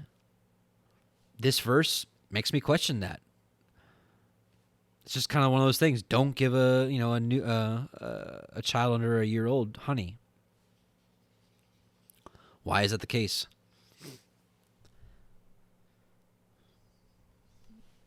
And when Elohim had compassion over them and had desire to multiply them upon the face of the land, he ordered his earth to receive them, to be preserved therein till the time of their growing up, after which the earth opened its mouth and vomited them forth, and they sprouted forth from the city like the herb of the earth and the grass of the forest, and they returned each to his family and to his father's house, and they remained with them. Wild, right? And the babes of the children of Yasharel were upon the earth like the herb of the field, through Elohim's grace to them. And when all the Egyptians saw this thing, they went forth each to his field with his yoke of oxen and his plowshare, and they plowed it up as one plows the earth at seed time. So they were like trying to like kill the children. So basically, the earth kind of like took it in and nourished it while it was sitting there sucking on these stones that fed them milk and honey. And the Egyptians saw what was going on, and they were trying to like dig it up and trying to kill them, but they were unable to. And when they plowed, they were unable to hurt the infants of the children of Yasharel. So the people increased and waxed exceedingly. I mean, something had to happen, right? For what was it? It ended up being like roughly 200 years from when they came into Egypt as 70 people and left with over 600,000 fighting men, and besides them, women and children, so probably over like 2 million people. I mean, how did that happen if Egypt was trying to kill all their children and throw them in the water? Something miraculous had to have happened. And I believe we have our answer. And Pharaoh ordered his officers daily to go to Goshen and to seek for the babes of the children of Yasharel. And when they had sought and found one, they took it from its mother's bosom by force and threw it into the river. But the female child they left with its mother. Thus did the Egyptians do to the Israelites all the days. All right. Okay, so now we're going to chapter 68, and we get an interesting story about the birth of Moshe.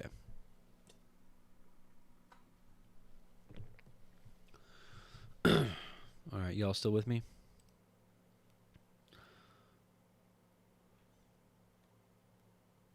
What's going on, brother? Jose Holguin, Sister Windfeather. Good to see you all. Good to see you. Okay, chapter 68.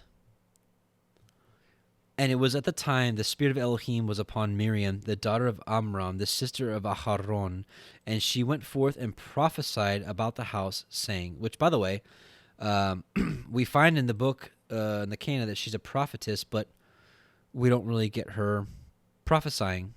Well, here you go. And she went forth and prophesied about the house, saying, behold, a son will be born unto us from my father and my mother this time, and he will save Yasharel from the hands of Egypt. So that was the prophecy she was given. And when Amram heard the words of his daughter, he went and took his wife back to the house, after he had driven her away at the time when Pharaoh ordered every male child of the house of Yaakov to be thrown in the water. So Amram, Moses' father, separated from his wife. But because of this prophecy, he came back together with her. So Amram took Jochebed, his wife, 3 years after he had driven her away, and he came to her, and she conceived. And at the end of 7 months from her conception, she brought forth a son, which, by the way, we know it's a full term is 9 months. But maybe this is from YHWH that maybe he didn't want Jochebed to be, extremely pregnant, and so that the Egyptians' eyes would be on her and be like, okay, yeah, we know, or just to deliver early so that they wouldn't know what's going on. Either way, we know that even with modern day technology, you can give birth to a child at 7 months and they can live. So I know that the Most High can allow Moses to be born at 7 months from her conception and live. And the whole house was filled with great light, as of the light of the sun and the moon at the time of their shining. So Moses was born, and the house was lit up. Just the whole house was lit up, right? This wasn't the first time this happened. Those of you that know your book of Enoch pretty well, here you go. This is Enoch 106. And after some days, my son Methuselah took a wife for his son Lamech, and she became pregnant by him and bore a son. And his body was white as snow and red as the blooming of a rose. And the hair of his head and his long locks were white as wool. So you got a white baby with really wet red cheeks and like white hair. And his eyes beautiful. And when he opened his eyes, he lighted up the whole house like the sun, and the whole house was very bright. And thereupon he arose in the hands of the midwife, opened his mouth, and conversed with YHWH of righteousness. And his father Lamech was afraid of him and fled. This is, by the way, this is Noah being born. And his father Lamech was afraid of him and fled, and he came to his father Methuselah, and he said to him, I have begotten a strange son, diverse from an unlike man, and resembling the sons of Elohim of heaven. And his nature is different, and he is not like us. And his eyes are as the rays of the sun, and his countenance is glorious, right? Not because of the color of his skin, but because he was like radiant, and he was lighting up the house like he was the sun. He's like, this is like an angel. And it seems to me that he is not sprung from me, but from the angels. And I fear that in his days a wonder might be wrought in the earth. And now, my father, I am here to petition thee and implore thee that thou mayest go to Enoch our father, and learn from him the truth, for his dwelling place is amongst the angels. And when Methuselah heard the words of his son... Anyways, so it's going to keep going on and on. But basically, this is the birth of Noah.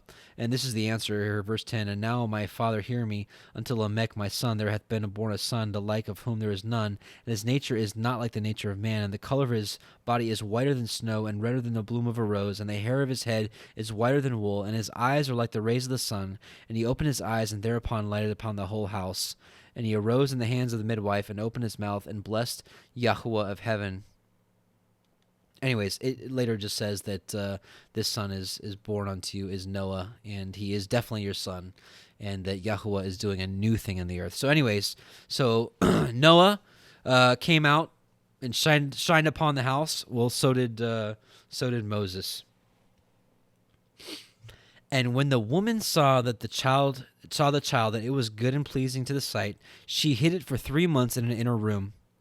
In those days, the Egyptians conspired to destroy all the Hebrews there, and the Egyptian women went to Goshen, where the children of Israel were, and they carried their young ones upon their shoulders, their babes who could not yet speak. And in those days, when the women of the children of Yisrael brought forth, each woman had hidden her son from before the Egyptians, that the Egyptians might not know of their bringing forth, and might not destroy them from the land. And the Egyptian women came to Goshen, and their children who could not speak were upon their shoulders. And when an Egyptian woman came into the house of a Hebrew woman, her babe began to cry. And when it cried, the child that was in the inner room answered it. So the Egyptian women went and told it to the house of Pharaoh. And Pharaoh sent his officers to take the children and slay them. Thus did the Egyptians to the Hebrew women all the days. And it was at that time, about 3 months from Jochebed's concealment of her son, that the thing was known in Pharaoh's house. So it was known that she had a baby, a boy. And the woman hastened to take away her son before the officers came, and she took for him an ark of bulrushes, and daubed it with slime and with pitch, and put the child therein, and she laid it in the flags by the river's brink. And his sister Miriam stood afar off to know what would be done to him, and what would become of her words. And Elohim sent forth at that time a terrible heat in the land of Egypt, which burned up the flesh of man like the sun in his circuit, and it greatly oppressed the Egyptians. And all the Egyptians went down to bathe in the river on account of the consuming heat which burned up their flesh. And Bathia, the daughter of Pharaoh, went also to bathe in the river, owing to the consuming heat, and her maidens walked to the riverside, and all the women of Egypt as well. And Bathia lifted up her eyes to the river, and she saw the ark upon the water, and sent her maid to fetch it.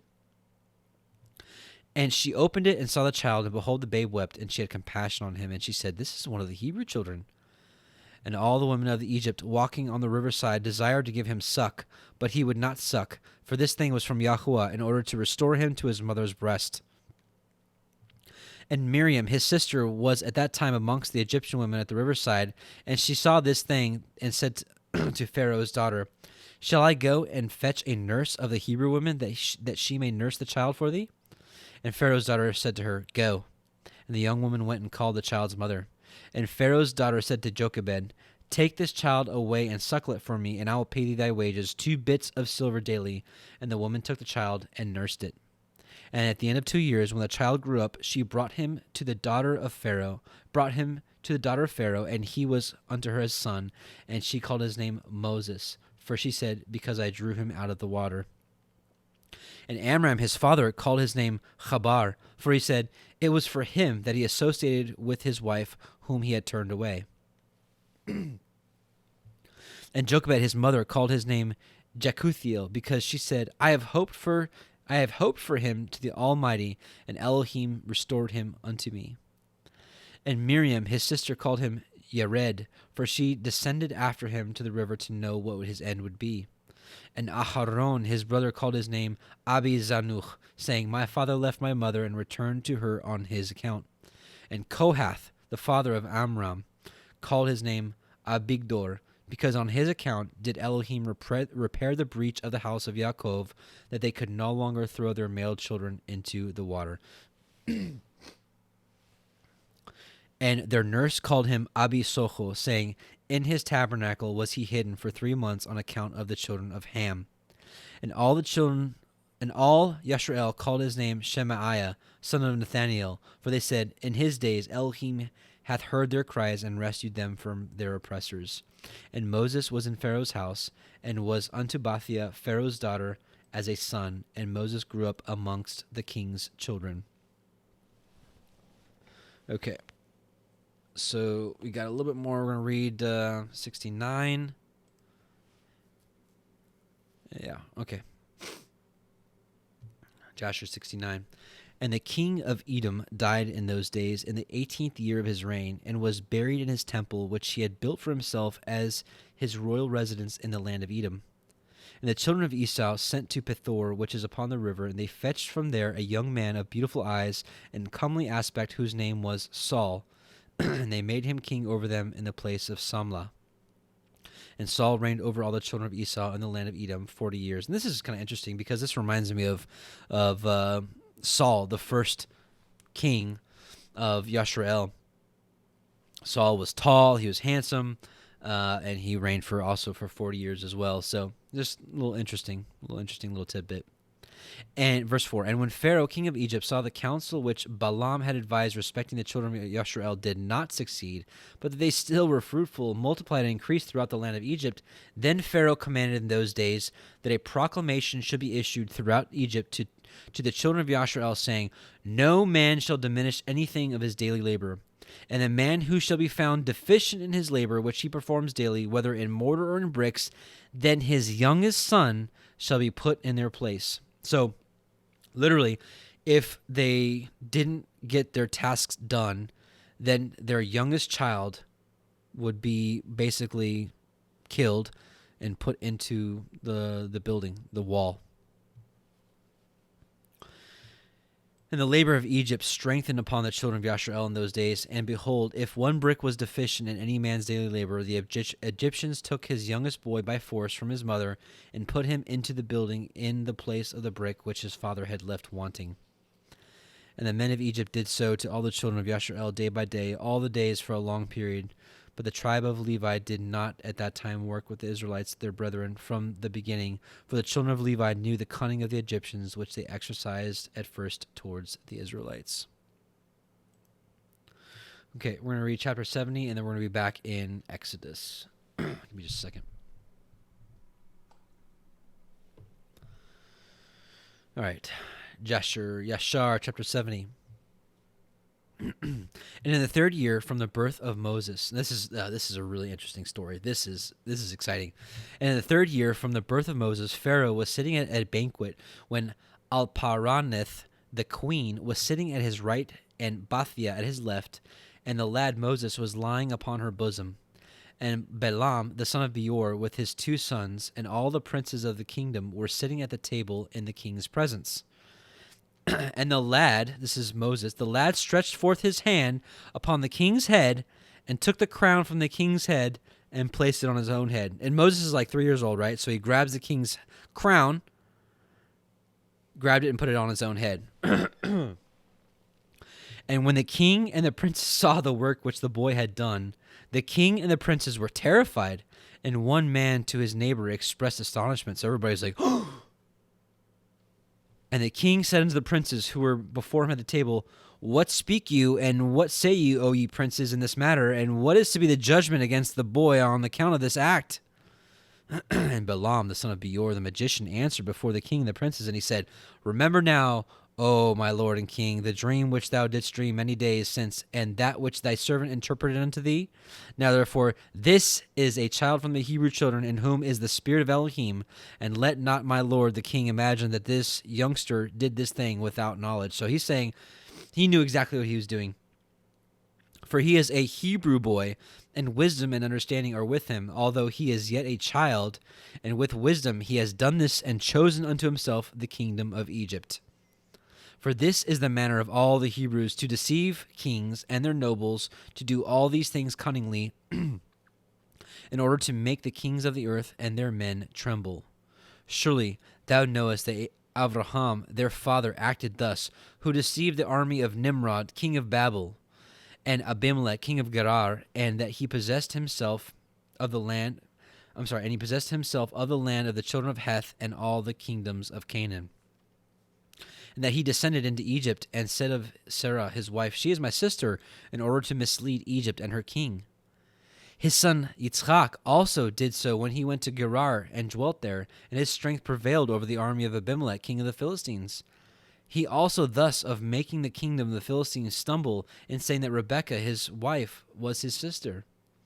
Yaakov also dealt treacherously with his brother and took him from his hand his birthright and his blessing. He went then to Padan Aram to the house of Laban, his mother's brother, and cunningly obtained from him his daughter, his cattle, and all belonging to him, and fled away and returned to the land of Canaan to his father. His sons sold their brother Joseph, who went down into Egypt and became a slave, and was placed in the prison house for 12 years, until the former Pharaoh dreamed dreams, and withdrew him from the prison house, and magnified him above all the princes of Egypt, on account of his interpreting his dreams to him. And when Elohim caused a famine throughout the land, he sent forth and brought his father and all his brothers and the whole of his father's household, and supported them without price or reward, and bought the Egyptians for slaves. Now, therefore, my lord and king, behold, this child has risen up in their stead in Egypt to do according to their deeds, and to trifle with every king, prince, and judge. If it please the king, let us now spill his blood upon the ground, lest he grow up and take away the government from thy hand, and the hope of Egypt perish after he shall have reigned. And Balaam said to the king, Let us moreover call all the judges of Egypt and the wise men thereof, and let us know if the judgment of death is due to this boy, as thou didst say, and then we will slay him. And Pharaoh sent and called for all the wise men of Egypt, and they came before the king, and an angel of YHWH came amongst them, and he was like one of the wise men of Egypt. And the king said to the wise men, Surely you have heard what this Hebrew boy who is in the house has done, and thus has Balaam judged in the matter. Now, judge you also, and see what is due to the boy for the act that he has committed. And the angel, who seemed like one of the wise men of Pharaoh, answered and said as follows, Before all the wise men of Egypt, and before the king and the princes, if it please the king, let the king send for men who shall bring before him an onyx stone and a coal of fire, and place them before the child. And if the child shall stretch forth his hand and take the onyx stone, then we shall know that with wisdom has the youth done all that he has done, and we must slay him. But if he stretch forth his hand upon the coal, then shall we know that it was not with knowledge that he did this thing, and he shall live. And the thing seemed good in the eyes of the king and the princes, so the king did according to the word of the angel of YHWH. And the king ordered the onyx stone and the coal to be brought and be placed before Moses. And they placed the boy before them, and the lad endeavored to stretch forth his hand to the onyx stone, but the angel of YHWH took his hand and placed it upon the coal, and the coal became extinguished in his hand, and he lifted it up and put it into his mouth, and burned part of his lips and part of his tongue, and it became became heavy in his mouth and tongue. And when the king and princes saw this, they knew that Moses had not acted with wisdom in taking off the crown from the king's head. So the king and the princes refrained from slaying the child. So Moses remained in Pharaoh's house, growing up, and YHWH was with him. And whilst the boy was in the king's house, he was robed in purple, and he grew amongst the children of the king. And when Moses grew up in the king's house, Bathia, the daughter of Pharaoh, considered him as a son, and all the household of Pharaoh honored him, and all the men of Egypt were afraid of him. And he daily went forth and came into the land of Goshen, where his brethren of Israel were, and Moses saw them daily in shortness of breath and in hard labor. And Moses asked them, saying, Wherefore is this labor meted out unto you this day by day? And they told him all that had befallen them, and all the injunctions which Pharaoh had put upon them before his birth. And they told him all the counsels which Balaam the son of Beor had counseled against them, and what he had also counseled against him in order to slay him, when he had taken the king's crown from off his head. And when Moses heard these things, his anger was kindled against Balaam, and he sought to kill him, and he was an ambush for him day by day. And Balaam was afraid of Moses. And he and his 2 sons rose up and went forth from Egypt, and they fled and delivered their souls, and betook themselves to the land of Kush, to Kikianus, king of Kush. And Moses was in the king's house, going out and coming in, and Yahweh gave him favor in the eyes of Pharaoh, and in the eyes of all his servants, and in the eyes of all the people of Egypt, and they loved Moses exceedingly. And the day arrived when Moshe, I should call him Moshe. And the day arrived when Moshe went to Goshen to see his brethren, that he saw the children of Yisrael in their burdens and their hard labor, and Moshe was grieved on their account. And Moshe returned to Egypt, and came to the house of Pharaoh, and came before the king, and Moshe bowed down before the king. And Moshe said unto Pharaoh, I pray thee, my lord, I have come to seek a small request from thee. Turn not away my face empty. And Pharaoh said unto him, Speak. And Moses said unto Pharaoh, Let there be given unto thy servants, the children of Yisrael, who are in Goshen, 1 day to rest therein from their labor. And the king answered Moshe, and said, Behold, I have lifted up thy face in this thing to grant thy request. And Pharaoh ordered a proclamation to be issued throughout Egypt and Goshen, saying, To you, all the children of Yisrael, thus says the king, For 6 days you shall do your work and labor, but on the 7th day you shall rest, and shall not perform any work. Thus shall you do all the days, as the king and Moshe, the son of Bathia, have commanded. And Moshe rejoiced at this thing which the king had granted him, and all the children of Yisrael did as Moses ordered them. For this thing was from Yahuwah to the children of Yisrael. For Yahuwah had begun to remember the children of Yisrael, to save them for the sakes of their fathers. And Yahuwah was with Moshe, and his fame went throughout Egypt. And Moshe became great in the eyes of all the Egyptians, and in the eyes of all the children of Yisrael, seeking good for his people, Yisrael, and speaking words of peace regarding them to the king. Okay. Oops, I was supposed... yeah, okay, so I stopped there. And now we're going to read Exodus 2:11 through 15.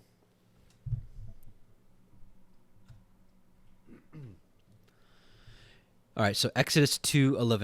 And it came to pass in those days when Moshe was grown. See, so like all this... so like from here where Pharaoh was taken in the river to... being a grown man, we don't get that in the canon, so we just got all that extra meat.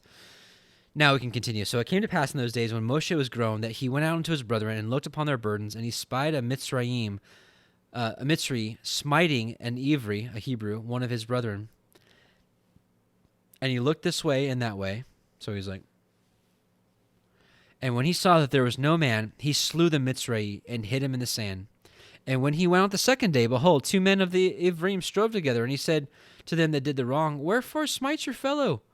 And he said, Who made you prince and a judge over us? Intend you to kill me as you killed the Mitzri? And Moshe feared and said, Surely this thing is known. Now when Pharaoh heard this thing, he sought to slay Moshe. But Moshe fled from the face of Pharaoh and dwelt in the land of Midian, and he sat down by a well. So here we go. From these 2 verses, like... 40 years are missing. So now we're going to see what Moshe did. Because remember, let's see, Moshe wasn't called unto... Moshe fled when he was like 40, and he wasn't called back into Yisrael until he was 80. So we're going to get we're going to get all the details of what happened these 40 years, which is awesome, I must say. Man. Yeah, this will probably be a 3-hour one. We're probably about halfway done. No. Man, this might even be a 4-hour one. Oh well. It's gonna be a long one. I love it. Okay, so Book of Yashar, chapter 71. And when Moses was 18 years old, he desired to see his father and mother, and he went to them to Goshen. And when Moshe had come near Goshen, he came to the place where the children of Yashar were engaged in work, and he observed their burdens, and he saw an Egyptian smiting one of his Hebrew brethren. So, certainly Moshe could have had the right, to avenge an Israelite for being beaten by one of these. But obviously Moshe wasn't blind. He must have seen this time and time again. So something must have been different for him to kill the taskmaster. And we're going to get the information right here. And when the man who was beaten saw Moshe, he ran to him for help. For the man Moshe was greatly respected in the house of Pharaoh, and he said to him, "My lord, attend to me. This Egyptian came to my house in the night, bound me, and came to my wife in my presence, and now he seeks to take away my life." So this is why Moshe was wanting to kill him. So this Egyptian came into this Israelite's house, bound him up, had sex with his wife in front of him, and now he's beating him up. So, and when Moshe heard this wicked thing, his anger was kindled against the Egyptian, and he turned this way and the other. And when he saw that there was no man there, he smote the Egyptian and hid him in the sand, and delivered the Hebrew from the hand of him that smote him. And the Hebrew went to his house, and Moshe returned to his home, and went forth and came back to the king's house. And when the man had returned home, he thought of repudiating his wife, for it was not right in the house of Yaakov for any man to come to his wife after she had been defiled. And the woman went and told her brothers, and the woman's brothers sought to slay him, and he fled to his house and escaped. And on the second day, Moshe went forth to his brethren, and saw, and behold, 2 men were quarreling. And he said to the wicked one, "Why dost thou smite thy neighbor?" And he answered him and said to him, "Who has set thee for a prince and judge over us? Dost thou think to slay me as thou didst slay the Egyptian?" And Moshe was afraid, and he said, "Surely this thing is known." And Pharaoh heard of this affair, and he ordered Moshe to be slain. So Elohim sent his angel, and he appeared unto Pharaoh in the likeness of a captain of the guard. And the angel of YHWH took the sword from the hand of the captain of the guard, and took his head off with it, for the likeness of the captain of the guard was turned into the likeness of Moses. So the captain of the guard was basically transformed into looking like Moses, and his head was cut off. So they all thought that Moses was dead, and that's why nobody ever went searching for him. Let's see. And the angel of YHWH took hold of the right hand of Moses, and brought him forth from Egypt, and placed him from without the borders of Egypt, a distance of 40 days' journey. So this was like the transfiguration of Philip, right? After he baptized the eunuch, and an angel just picked him up by his hair and put him somewhere else. So something very similar happened to Moshe as well. And Aharon, his brother, alone remained in the land of Egypt, and he prophesied to the children of Yashar, saying, "Thus says Yahweh Eloheinu of your ancestors, throw away each man the abomination of his eyes, and do not defile yourselves with the idols of Egypt." This is just like we're commanded to right now, coming out of Babylon per se, and coming out of the devices of Egypt. And the children of Yashar rebelled and would not hearken to Aharon at that time. And Yahuwah thought to destroy them, were it not that Yahuwah remembered the covenant which he had made with Avraham, Yitzchak, and Yaakov. In those days the hand of Pharaoh continued to be severe against the children of Yashar, and he crushed and oppressed them until the time when Elohim sent forth his word. You know who that is? Yahusha. And took notice of them. All right, chapter 72.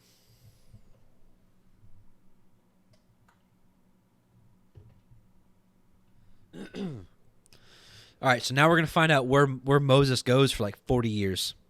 Excuse me. And it was, or like 20 years actually. And it was in those days that there was a great war between the children of Kush and the children of the east and Aram, which, by the way, Kush is also known as Ethiopia. Between the children of Kush and the children of the east and Aram, and they rebelled against the king of Kush, in whose hands they were. So Kikianus, king of Kush, remember this is where Balaam fled to. So Kikianus, king of Kush, went forth with all the children of Kush, a people numerous as the sand, and he went to fight against Aram and the children of the east to bring them under subjection. And when Kikianus went out, he left Balaam the magician with his 2 sons to guard the city and the lowest sort of the people of the land. So Kikianus went forth to Aram and the children of the east, and he fought against them and smote them, and they all fell down wounded before Kikianus and his people. And he took many of them captives, and he brought them under subjection as at first, and he encamped upon their land to take tribute from them as usual. And Balaam, the son of Beor, when the king of Kush had left him to guard the city and the poor of the city, he rose up and advised with the people of the land to rebel against King Kikianus, to not let him enter into the city when he should come home. And the people of the land hearkened to him, and they swore to him and made him king over them, and his 2 sons for captains of the army. So they rose up and raised the walls of the city at the 2 corners, and they built an exceeding strong building.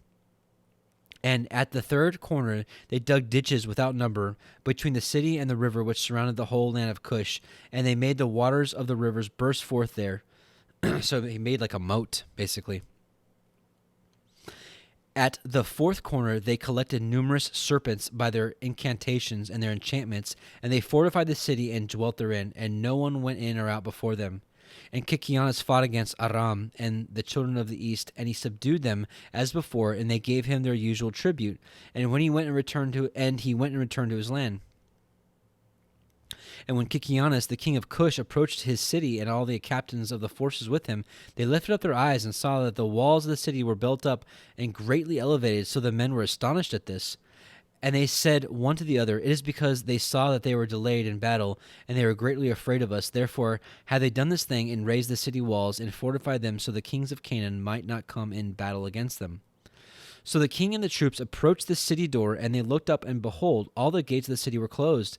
And they called out to the sentinels, saying, "Open to us, that we may enter the city." But the sentinels refused to open to them by the order of Balaam, the magician, their king.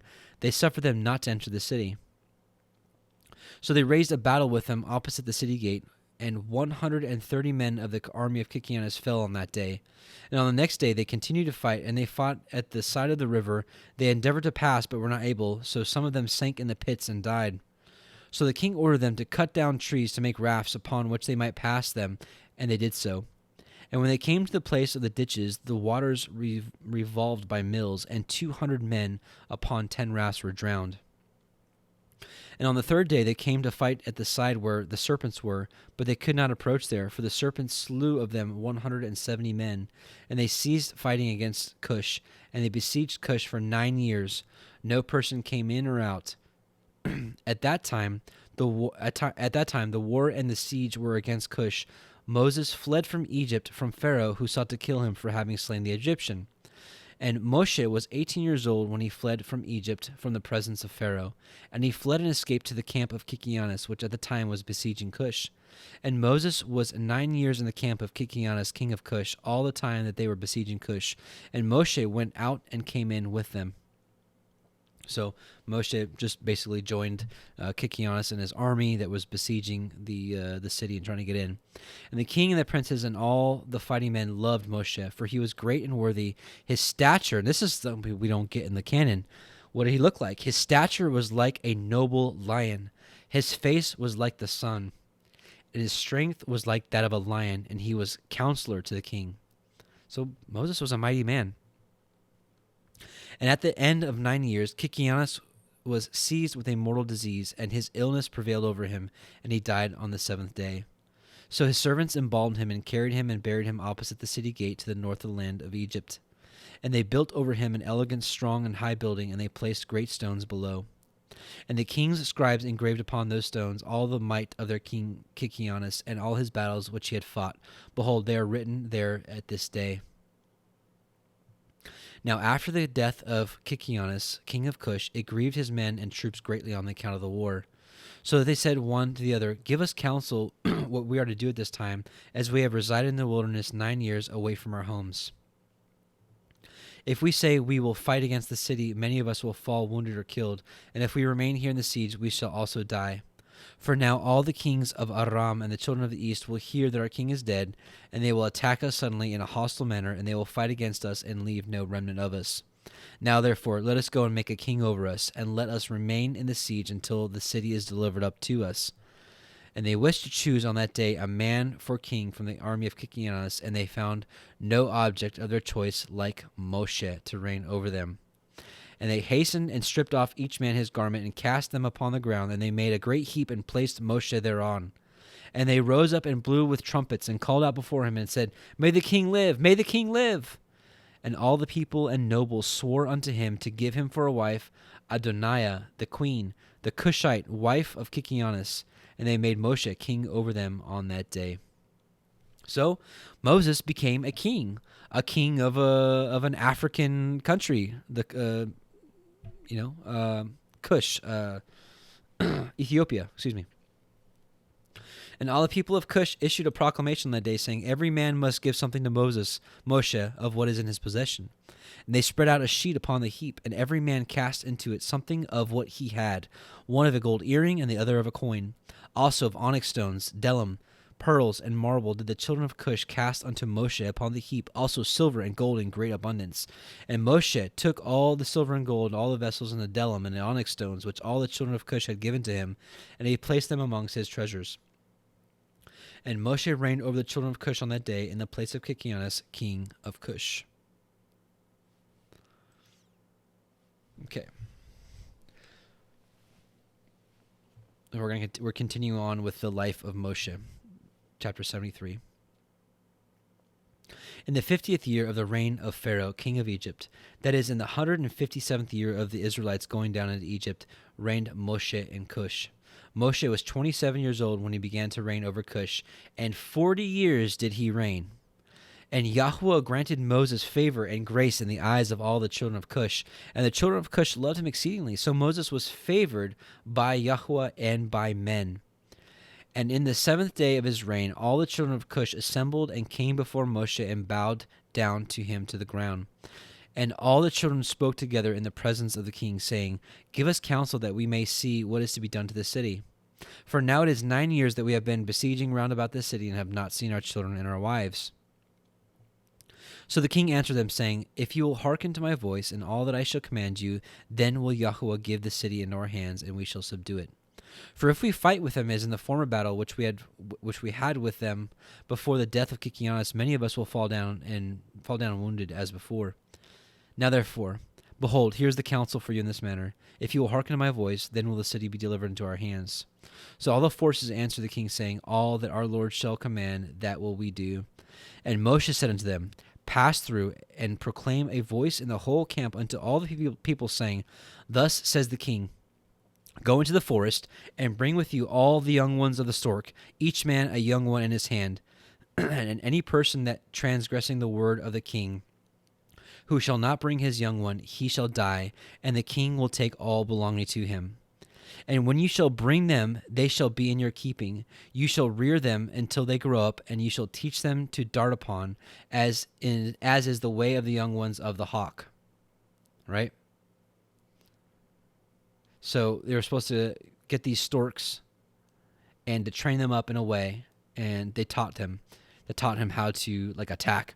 So all the children of Cush heard the words of Moshe, and they rose up and caused a proclamation to be issued throughout the camp, saying, Unto you, all the children of Cush, the king's order is that you all go together to the forest and catch there the young storks, each man his young one in his hand, and you shall bring them home. And any person violating the order of the king shall die, and the king will take all that belongs to him. Anyways, we're gonna skip this. They end up taking taking over the castle, and they were delivered. Let's see. And they placed the royal crown upon his head, and they gave him for a wife Adoniah, the Cushite queen, wife of Kikianus.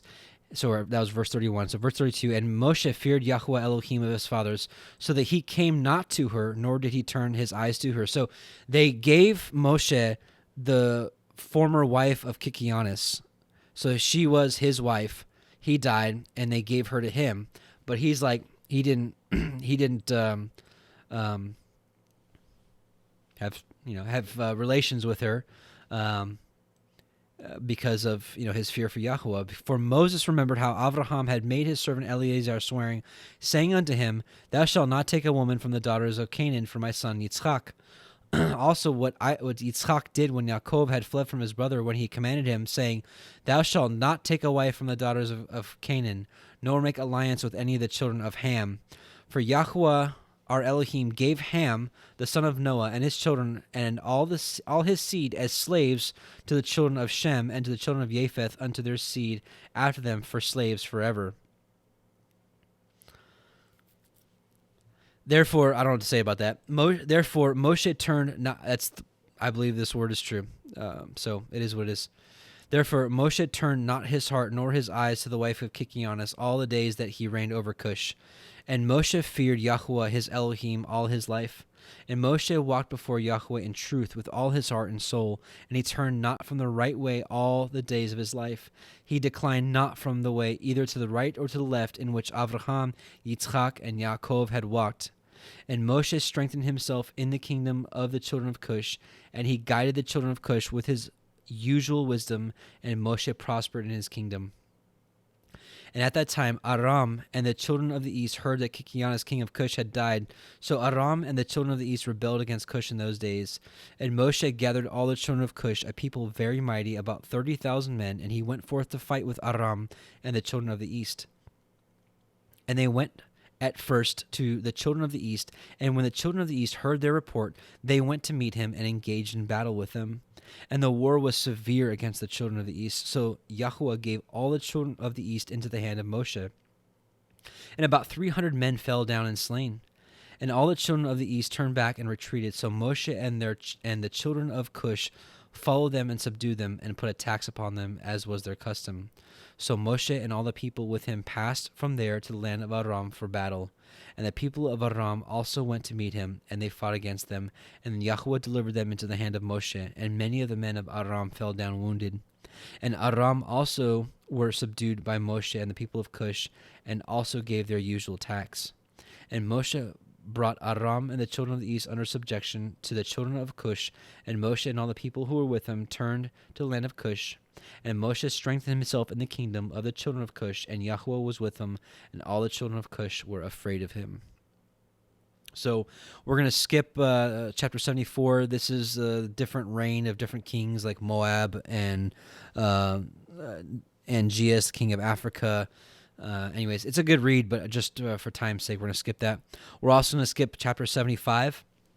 This, long story short, this is where 30,000 men from Ephraim trusted in their own strength, and they wanted to basically take things into their own hands before their time was up in Egypt, and they wanted to go into the land of Canaan and take back their possession. And all 30,000 of them died except for 10, and came back and told all that would happen. So there was a great mourning for those men. So we're skipping chapter 75, and we're going to go to chapter 76.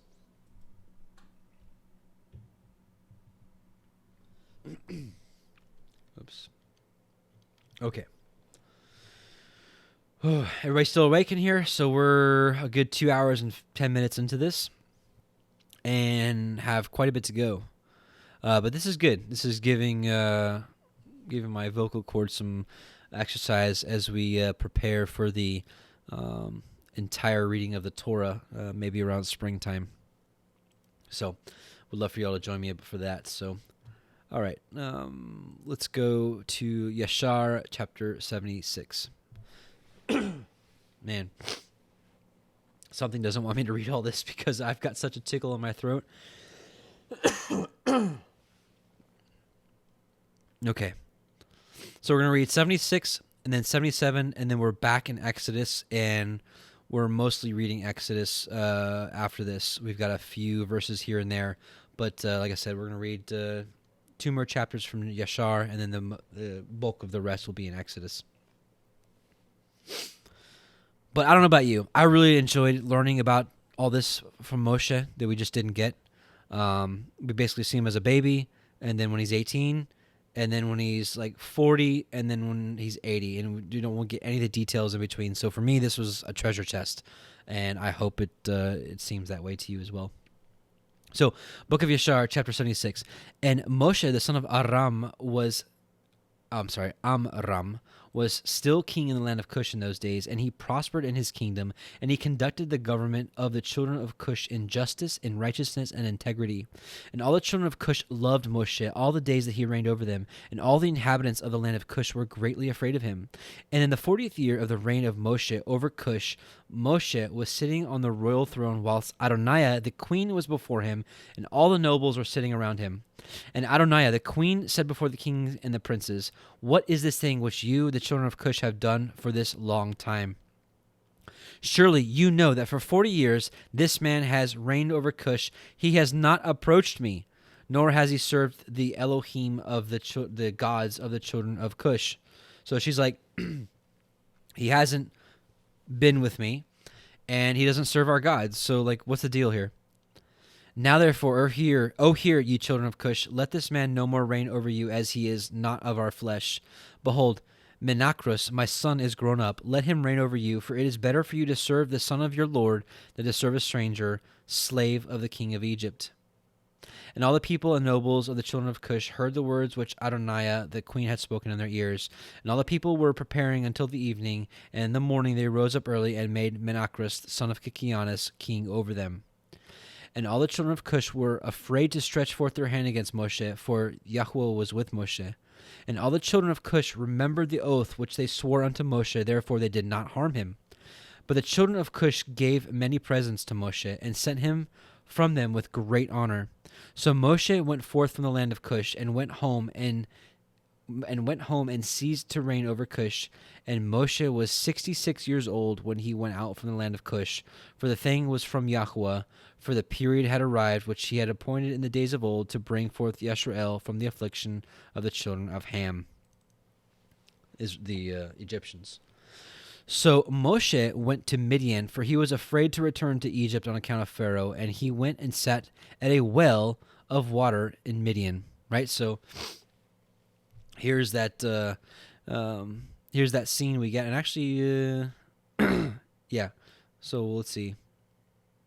Yeah, we'll just read the Jasher portion, then we'll go back to. Actually, we should probably read the Exodus part first. Okay, so we'll read Exodus 2:16. Yeah. Now the priest of Midian had 7 daughters.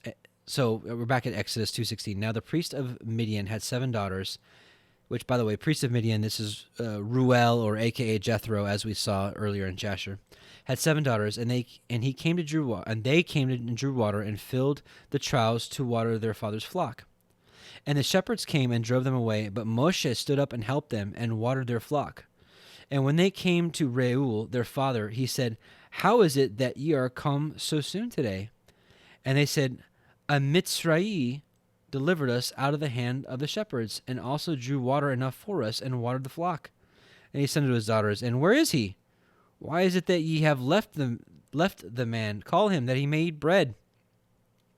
And Moshe was content to dwell with the man, and he gave Moshe Zipporah his daughter, and she bore him a son, and called his name Gershom, for he said, "I have been a stranger in a strange land."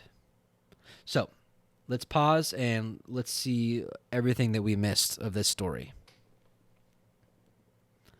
So Moshe went and sat in a well of water in Midian, and the 7 daughters of Reuel the Midianite went out to feed their father's flock, and they came to the well and drew water to water their father's flock. So the shepherds of Midian came and drove them away, and Moshe rose up and helped them and watered the flock. And they came home to their father Reuel and told him what Moshe did for them. And they said, "An Egyptian man has delivered us from the hands of the shepherds. He drew up water for us and watered our flocks." And Reuel said to his daughters, "And where is he? Wherefore have you left the man?" And Reuel sent for him and fetched him and brought him home, and he ate bread with him. And Moshe related to Reuel that he had fled from Egypt, and that he had reigned 40 years over Cush, and that they afterward had taken the government from him, and had sent him away in peace and honor with presents. And when Reuel heard the words of Moshe, Reuel said within himself, "I will put this man into the prison house, whereby I shall conciliate the children of Cush, for he has fled from them."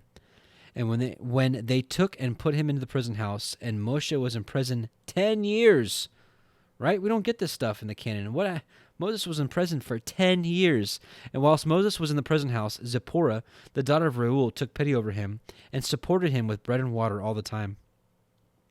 And all the children of Yashrael were yet in the land of Egypt, serving the Egyptians in all manner of hard work.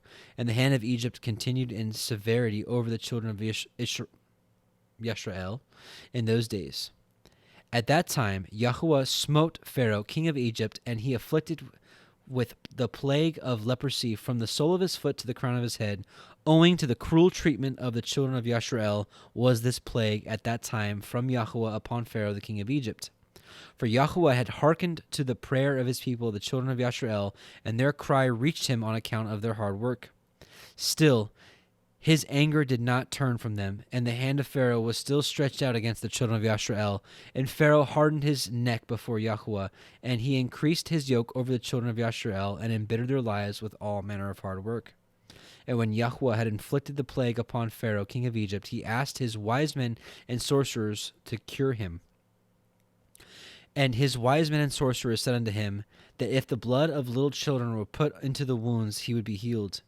And Pharaoh hearkened to them, and sent his ministers to Goshen to the children of Yashrael to take their little children.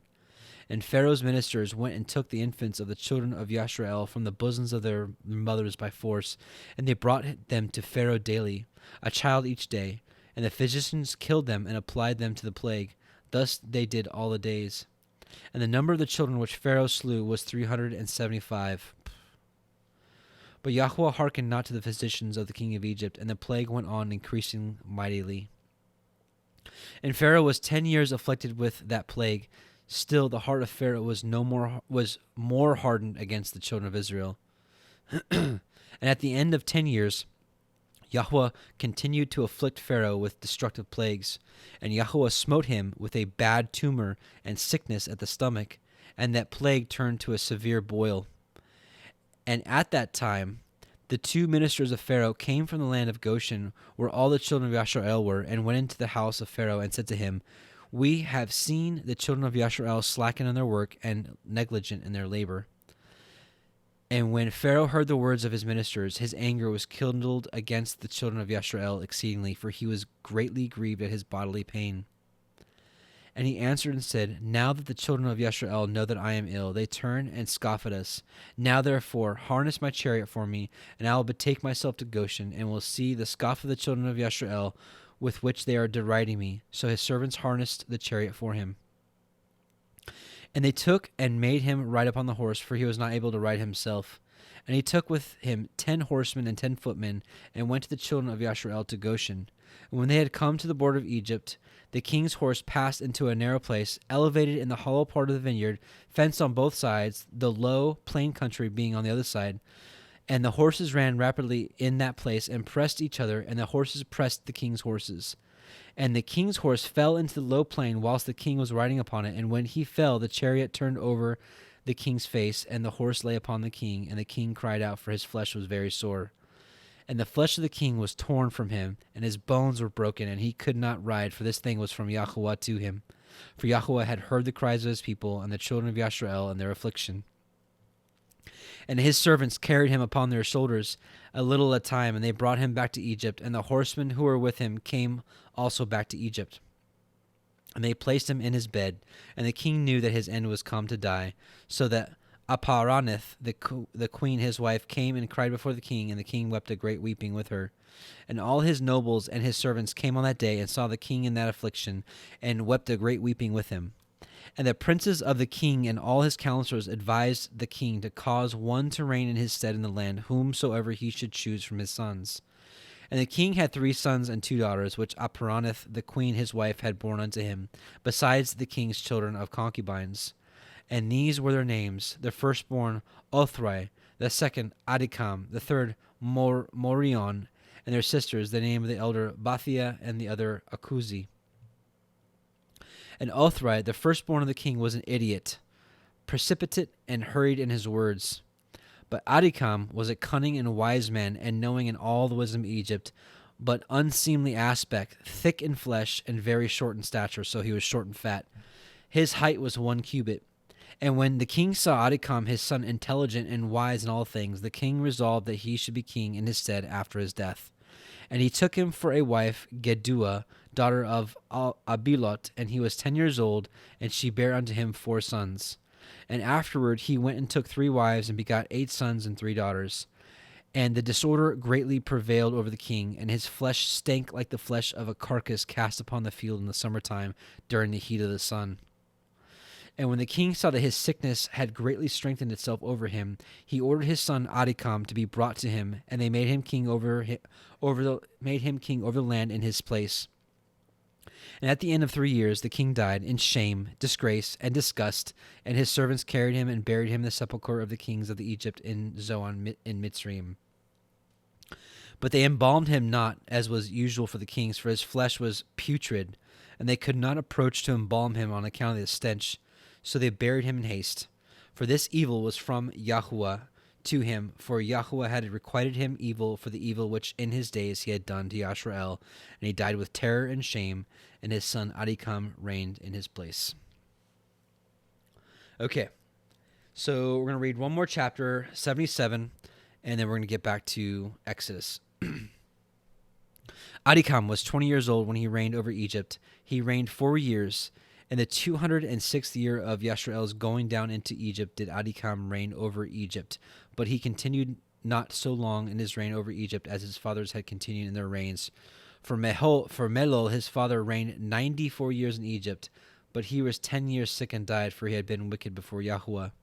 And all the Egyptians called the name of Adikam Pharaoh, like the name of his fathers, as was their custom to do in Egypt. And all the wise men of Pharaoh called the name of Adikam Ahuz. For short is called Ahuz in the Egyptian language, so they call him short. And Adikam was exceedingly ugly, and he was a cubit and a span, and he had a great beard which reached unto the soles of his feet. And Pharaoh sat upon his father's throne to reign over Egypt, and he conducted the government of Egypt in his wisdom.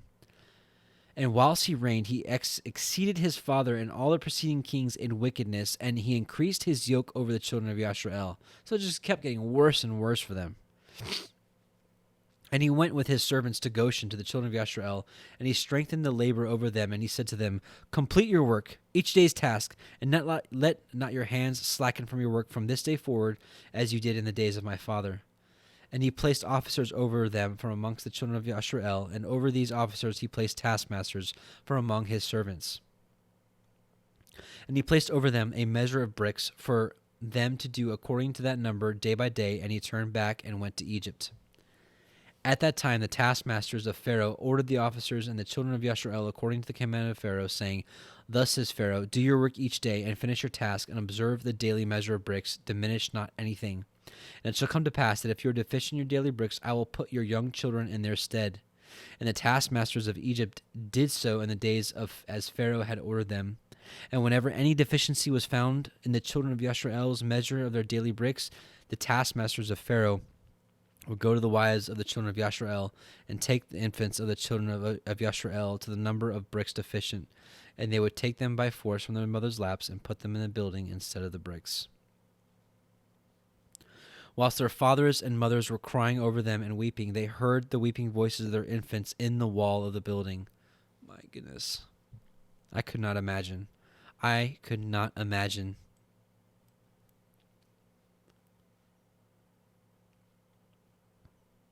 You know, you also get another sense of why YHWH was so sore with Egypt and did all the mighty plagues that he did, including killing all the firstborn. Look what these people did to him. YHWH is a judge of righteousness, and judges in righteousness,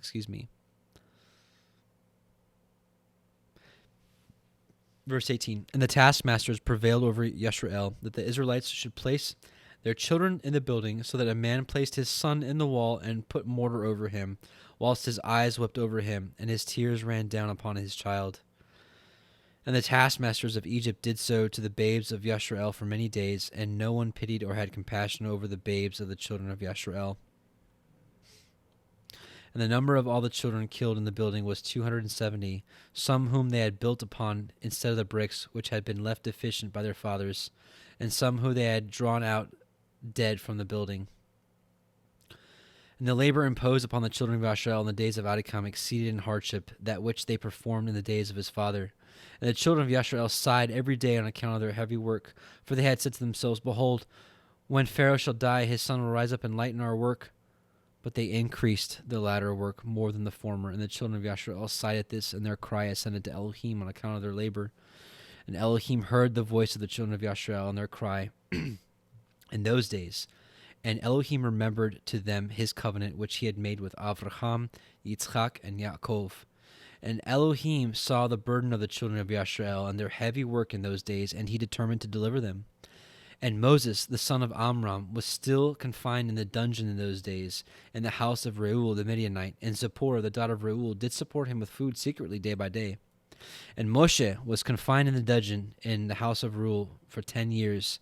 And at the end of the 10 years, which was the first year of the reign of Pharaoh over Egypt in the place of his father, Zipporah said to his father Reuel, No person inquires or seeks after the Hebrew man, whom thou didst bind in prison now 10 years. Now therefore, if it seem good in thy sight, let us send and see whether he is living or dead. But her father knew not that she had supported him. And Reuel, her father, answered and said to her, Has ever such a thing happened that a man should be shut up in prison without food 10 years, and that he should live? And Zipporah answered her father, saying, Surely thou hast heard that the Elohim of the Hebrews is great and awful, and does wonders for them at all times. He it was who delivered Avraham from Ur the Chaldees, and Yitzchak from the sword of his father, and Yaakov from the angel of YHWH who wrestled with him at the ford of Jabbok.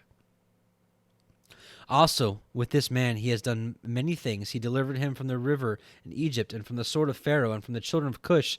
So also he can deliver him from the famine and make him live.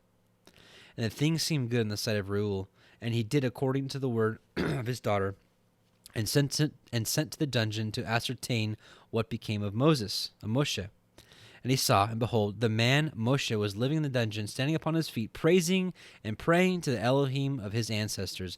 And boy, oh boy, do we need to be like Moshe. Just like when Peter was praying and rejoicing in the prison, so was Paul, Shaul. Man, we really need to take these kind of things in, our trials, our tribulations, our testings, the trial by fire. We need to rejoice in them. We really, really do. And I'm talking to myself too, because this is something that I've been recently convicted about. Because sometimes when you're in these struggles, you're like crying out, and you're like, "Why me?" And no, He sees everything, and then I think we need to have an attitude like Moshe. Verse 37, and Reuel commanded Moshe to be brought out of the dungeon. So they shaved him, and he changed his prison garments, and he ate bread. And afterward Moshe went into now listen to this. This is interesting. And afterward Moshe went into the garden of Reuel, which is behind the house, and he there prayed to YHWH his Elohim, who had done mighty wonders for him. And it was whilst he prayed, he looked opposite to him, and behold, a sapphire stick was placed into the ground, which was planted in the midst of the garden. And he approached the stick, and he looked, and behold, the name of YHWH Sevaoth was engraved thereon, written and developed upon the stick. And he read it, and stretched forth his hand, and plucked it like a forest tree from the thicket, and the stick was in his hand. And this is the stick with which all the works of our Elohim were performed. And he had created the heaven and the earth, and all the host of them, seas, rivers, and all their fishes. And when Elohim had driven Adam from the Garden of Eden, he took the stick in his hand, and went and tilled the ground from which he was taken. And the stick came down to Noah, and was given to Shem and his descendants, until it came into the hand of Avraham the Hebrew. And when Avraham had given all he had to his son Yitzchak, he also gave him the stick. And when Yaakov had fled to Padan Aram, he took it in his hand, and when he returned to his father, he had not left it behind him. Also, when we went down into Egypt, he took it in his hand and gave it to Joseph, one portion above his brethren, for Yaakov had taken it by force from his brother Esau. And after the death of Joseph, the nobles of Egypt came into the house of Joseph, and the stick came into the hand of Reuel the Midianite. And when he went out of Egypt, he took it in his hand and planted it in the garden. And all the mighty men of the Kenites tried to pluck it when they endeavored to get Zipporah his daughter, but they were unsuccessful. So that stick remained planted in the garden of Reuel until he came who had a right to it and took it. So this is honestly where I think Hollywood got their story of the sword and the stone. Instead, it's a stick in the stone. And when Reuel saw the stick in the hand of Moshe, so all these other mighty men, they couldn't pull it out of the ground. But Moshe just came up and said, no, and just took it. And when Reuel saw the stick in the hand of Moshe, he wondered at it, and he gave him his daughter Zipporah for a wife. So there's a lot of back history that we just got an opportunity to catch up on. I think it's an absolute blessing that Yahuwah has given us the wisdom and understanding to read through these things. So hallelujah to that. Let's go and read a couple more verses in Exodus. Exodus 2:23. And it came to pass in the process of time that the king of Mitzrayim died, and the children of Yasharel sighed by reason of the bondage, and they cried, and their cry came up to Elohim by reason of the bondage. And Elohim heard their groaning, and Elohim remembered his covenant with Avraham, with Yitzchak, and Yaakov. And Elohim looked upon the children of Yasharel, and Elohim had respect unto them. Okay. Exodus 3. We're going to read all of it, and then,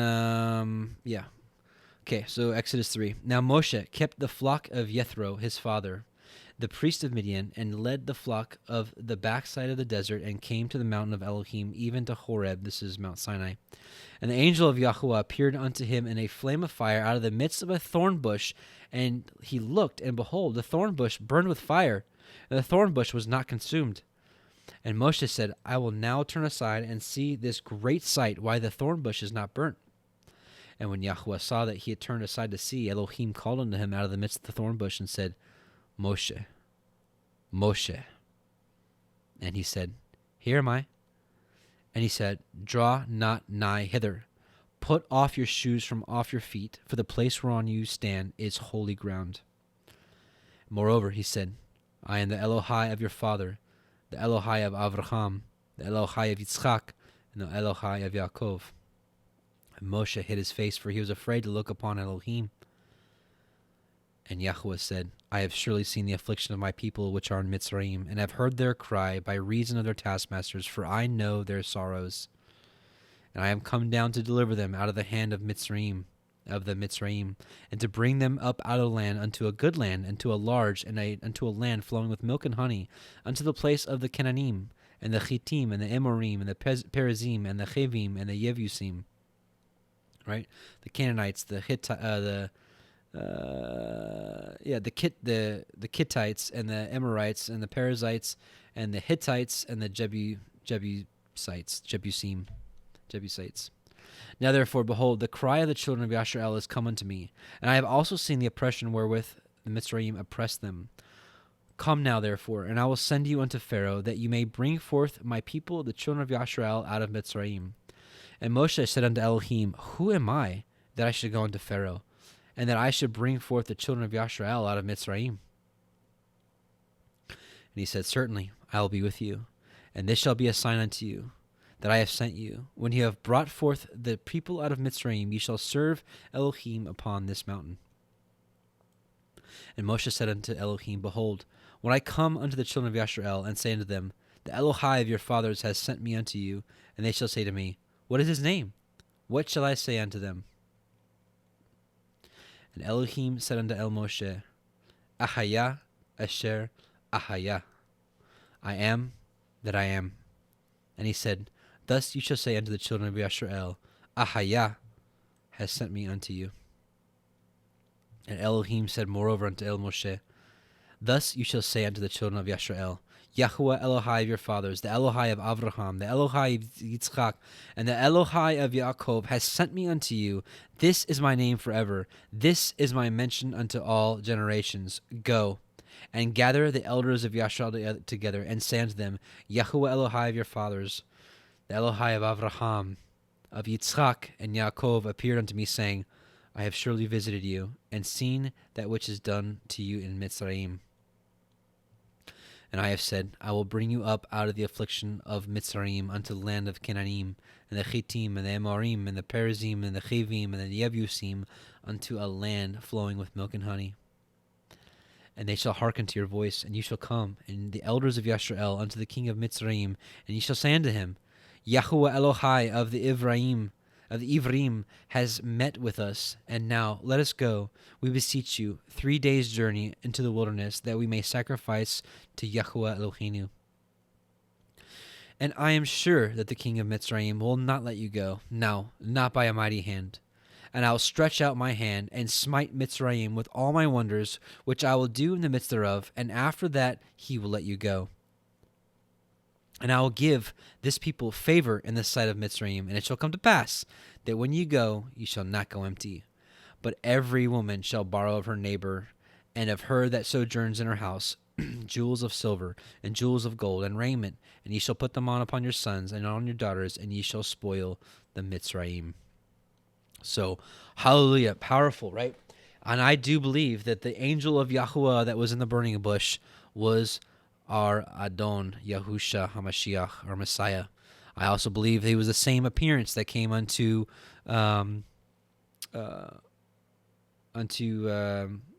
Joshua. Sorry, excuse me. Also Yahusha, Joshua. And same thing, take off your feet, for where you're standing is holy ground. That doesn't happen with a mere angel. Not saying that angels are important. I'm just saying that doesn't happen with angels, brothers and sisters.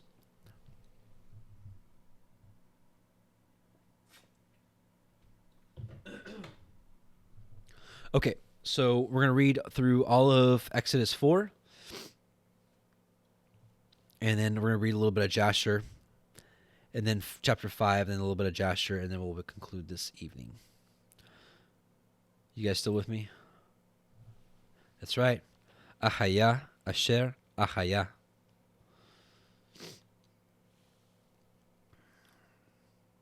Shalom, Sister Erin James. Glad you can be here. Sister Camilla, Kingdom Truther, Windfeather, Jonesy, Pamela Santos, Michelle Randall. Awesome, awesome. Okay. Let's, where are we at? Okay, so Exodus 4. And Moshe answered and said, But behold, they will not believe me, nor hearken unto my voice, for they will say, Yahuwah has not appeared unto you. And Yahuwah said unto him, What is that in your hand? And he said, A rod. And he said, Cast it on the ground. And he cast it on the ground, and it became a serpent. And Moshe fled from before it. And Yahuwah said unto Moshe, Put forth your hand, and take it by the tail. And he put forth his hand, and caught it, and became a rod in his hand. That they may believe that Yahuwah Elohai of their fathers, the Elohai of Avraham, the Elohai of Yitzchak, and the Elohai of Yaakov has appeared unto you. And Yahuwah said furthermore unto him, Put now your hand into your bosom. And he put his hand into his bosom, and when he took it out, behold, his hand was leprous as snow. And he said, Put your hand again into your bosom. Put your hand into your bosom again. And he put his hand into his bosom again, and plucked out of his bosom, and behold, it was turned again as his other flesh. And it shall come to pass, if they will not believe you, neither hearken to the voice of the first sign, that they will believe the voice of the latter sign. And it shall come to pass, if they will not believe also these two signs, neither hearken unto your voice, that you shall take of the water of the river, and pour it upon the dry land, and the water which you take out of the river shall become blood upon the dry land. And Moshe said unto El Yahuwah, O my Adonai, I am not eloquent, neither heretofore, nor since you have spoken unto your servant, but I am of slow speech and of slow tongue. And Yahuwah said unto him, Who has made man's mouth? Or who makes the dumb, or deaf, or the seeing, or the blind? Have not I, Yahuwah? Now therefore, go, and I will be with your mouth, and teach you what to say. And he said, O my Adonai, send, I pray you, by the hand of him whom you will send. All right, he's like, someone else. The anger of Yahuwah was kindled against Moshe, and he said, Is not Aharon the Levi your brother? I know that he can speak well, and also, behold, he comes forth to meet you. And when he sees you, he will be glad in his heart. And you shall speak unto him, and put the words in his mouth, and he will be your mouth. And with his mouth, and I will teach you what ye shall do. And he shall be your spokesman unto the people, and he shall be to you instead of a mouth, and ye shall be to him instead of Elohim. And ye shall take this rod in your hand, wherewith you shall do signs. And Moshe went and returned unto Jethro his father, and said unto him, Let me go, I pray you, and return unto my brethren which are in Mitzrayim, and see whether they be yet alive. And Jethro said unto Moshe, Go in peace. And Yahuwah said unto Moshe, and Yahuwah said unto Moshe in Midian, Go, return into Mitzrayim, for all the men are dead which sought your life. And Moshe took his woman and his sons and set them upon an ass. Excuse me.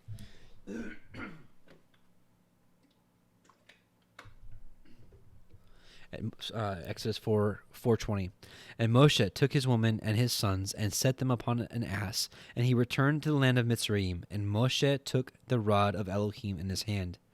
And Yahweh said unto Moshe, when you go to return unto Mitzrayim, say that you do all the wonders before Pharaoh, which I have put in your hand. But I will harden his heart, that he shall not let the people go. And you shall say unto Pharaoh, thus says Yahweh, Yisrael is my son, even my firstborn. And I say unto you, let my son go, that he may serve me.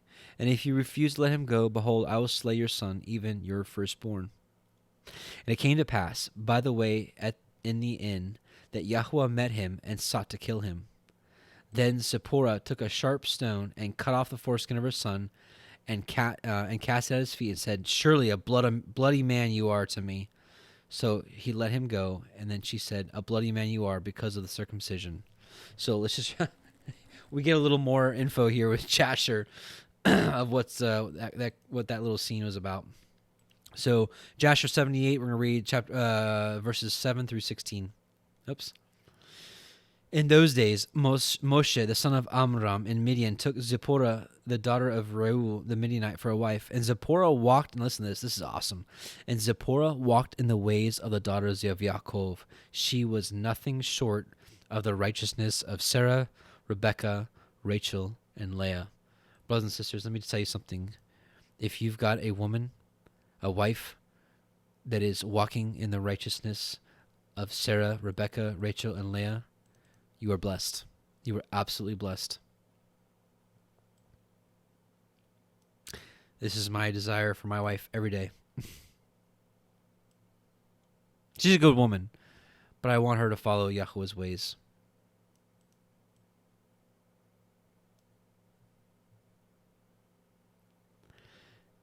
And Zipporah conceived and bare a son, and he called his name Gershom. For he said, I was a stranger in a foreign land. But he circumcised not his foreskin, at the command of Reuel his father-in-law. And she conceived again and bare a son, but circumcised his foreskin. I'm sorry. Yeah. So, he didn't circumcise Gershom, because Reuel, his father-in-law, commanded it not to happen. And she conceived again and bare a son, but circumcised his foreskin, and called his name Eleazar. For Moses said, because the Elohim of my fathers was my help, and delivered me from the sword of Pharaoh. And Pharaoh, king of Egypt, greatly increased the labor of the children of Israel, Yisrael, in those days, and continued to make his yoke heavier upon the children of Yisrael. And he ordered a proclamation to be made in Egypt, saying, give no more straw to the people to make bricks with. Let them go and gather themselves straw as they can find it. Also, the tale of bricks which they shall make, let them give each day, and diminish nothing from them, for they are idle in their work. And the children of Yisrael heard this, and they mourned and sighed, and they cried unto Yahweh on account of the bitterness of their souls. And Yahweh heard the cries of the children of Yisrael, and saw the oppression with which the Egyptians oppressed them. And Yahweh was jealous of his people and his inheritance, and heard their voice, and he resolved to take them out of the affliction of Egypt, to give them the land of Canaan for a possession. So, let's go back to Exodus 4:27. And Yahweh said unto Aharon, go into the wilderness to meet Moshe. And he went, and met him in the mount of Elohim, and kissed him. And Moshe told Aharon all the words of Yahweh who had sent him, and all the signs which he had commanded him. And Moshe and Aharon went and gathered together all the elders of the children of Yisrael. And Aharon spoke all the words which Yahweh had spoken unto Moshe, and did the signs in the sight of the people. And the people believed, and when they heard that Yahweh had visited the children of Yisrael, and that he had looked upon their affliction, they bowed their heads and worshipped. They were like, hallelujah, we are so thankful. Get us out of here. And that's why it's like, just makes you, in just reading about how awful their life was, and that when they were pulled into the wilderness, they had the audacity to complain. And, it's like, that's why you can just see why the Most High is like, I took you from the hands of Egypt, took you out of bondage, and gave you my awesome rules, and you rebel against them. That's also just makes me so upset sometimes. When people that are stuck in modern day lukewarm Christianity, that are taught that the law is a heavy burden, it's bondage and all this kind of stuff. It's like, man, it's just the opposite of that. It's freedom, it's righteousness, it's goodness, it's everything that Yahweh loves. This is bondage, not the Torah. This rigor.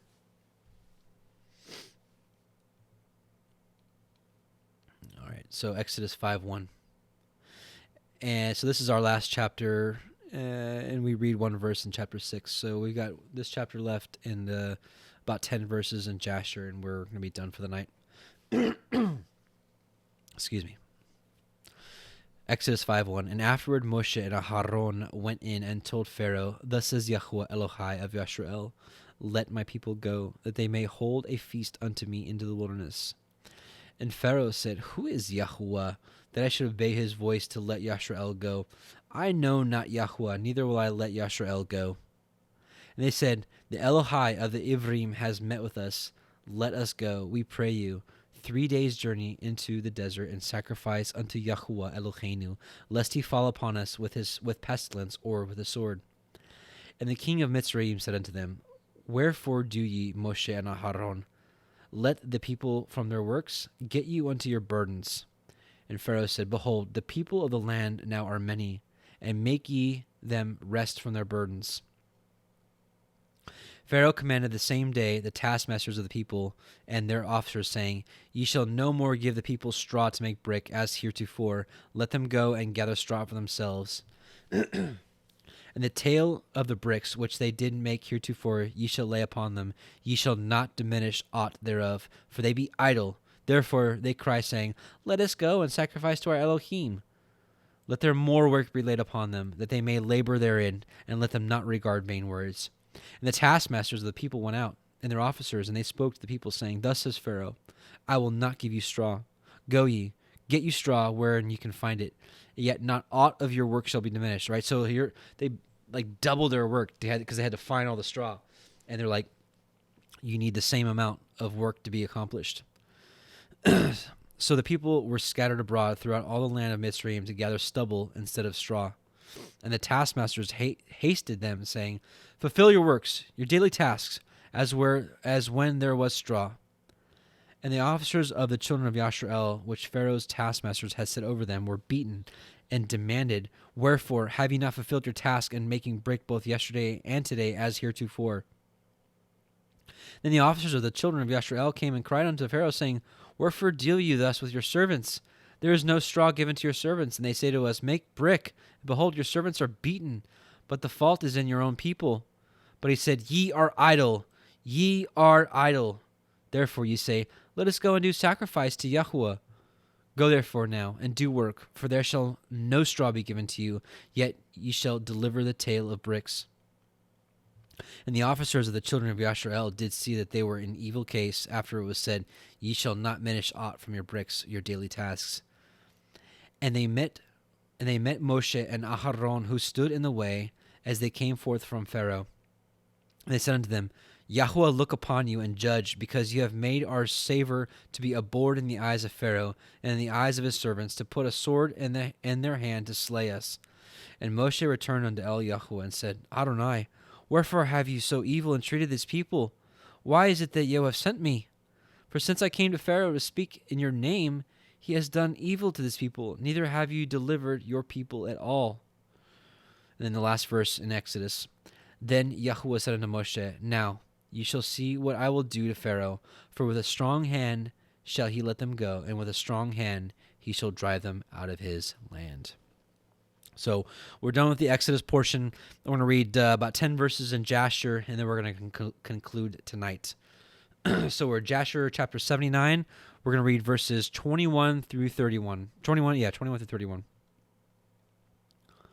So this is when Aharon and Moshe are walking up to go see Pharaoh for the first time. And when they came to the king's gate, 2 young lions were confined there with iron instruments, and no person went out or came in from before them, unless those whom the king ordered to come in. When the conjurers came and withdrew the lions by their incantations, and this brought them to the king. And Moshe hastened and lifted up the stick upon the lions, and he loosed them, and Moshe and Aharon came to the king's house. The lions also came with them in joy, and they followed them and rejoiced as a dog rejoices over his master when he comes from the field. And when Pharaoh saw this thing, he was astonished at it, and he was greatly terrified at the report, for their appearance was like the appearance of the children of Elohim.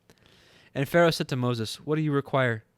And they answered him, saying, "Yahuwah, the Elohim of the Hebrews, has sent us to thee to say, Send forth my people that they may serve me." And when Pharaoh heard their words, he was greatly terrified before them. And he said to them, "Go today and come back tomorrow." And they did according to the word of the king. And when they had gone, Pharaoh sent for Balaam, the magician, and to Jannes and Jambres, which, by the way, is an excellent link to confirm that Jasher was quoted by Paul. And this is the only place. Let me tell you something right now. The names Jannes and Jambres, the only place you will find it other than 2 Timothy 3 is in Jasher. I believe wholeheartedly that Paul was quoting Jasher right here. 2 Timothy 3, 8 through 10. Now as Jannes and Jambres withstood Moses, so do these also resist the truth. Men of corrupt minds reprobate concerning the faith. So, as we'll find out, Jannes and Jambres is the two sons of Balaam. And so what I'm telling you is thousands of years from the time of Moses to the time of Paul, was it thousands? I don't know exactly how long. 1,000 years, over 1,000 years. So my point is, these names would have been lost unless they were written down somewhere. These names would have been lost. But here they are, preserved in Jasher. And when they had gone to Pharaoh and sent for Balaam the magician, and to Jannes and Jambres his sons, and to all the magicians and conjurers and counselors which belonged to the king, and they all came and sat before the king. And the king told them all the words which Moshe his brother and his brother Aharon had spoken to him. And the magician said to the king, "But how came the men to thee on account of the lions which were confined at the gate?" And the king said, "Because they lifted up their rod against the lions and loosed them, and came to me. And the lions also rejoiced at them as a dog rejoices to meet their master." And Balaam the son of Beor the magician answered the king, saying, "These are none else than magicians like ourselves. Now therefore send for them, and let them come, and we will try them."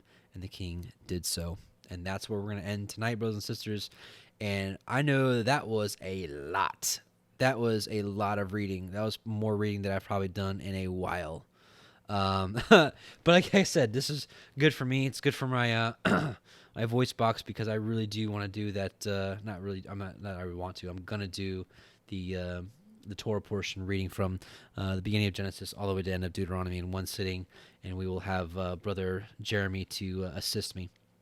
So, Dave Rice, how's that for a Lion's Gate? Only the penitent man shall pass moment. Yeah, from Indiana Jones and the Last Crusade, I think it was. So, yeah, that's pretty interesting.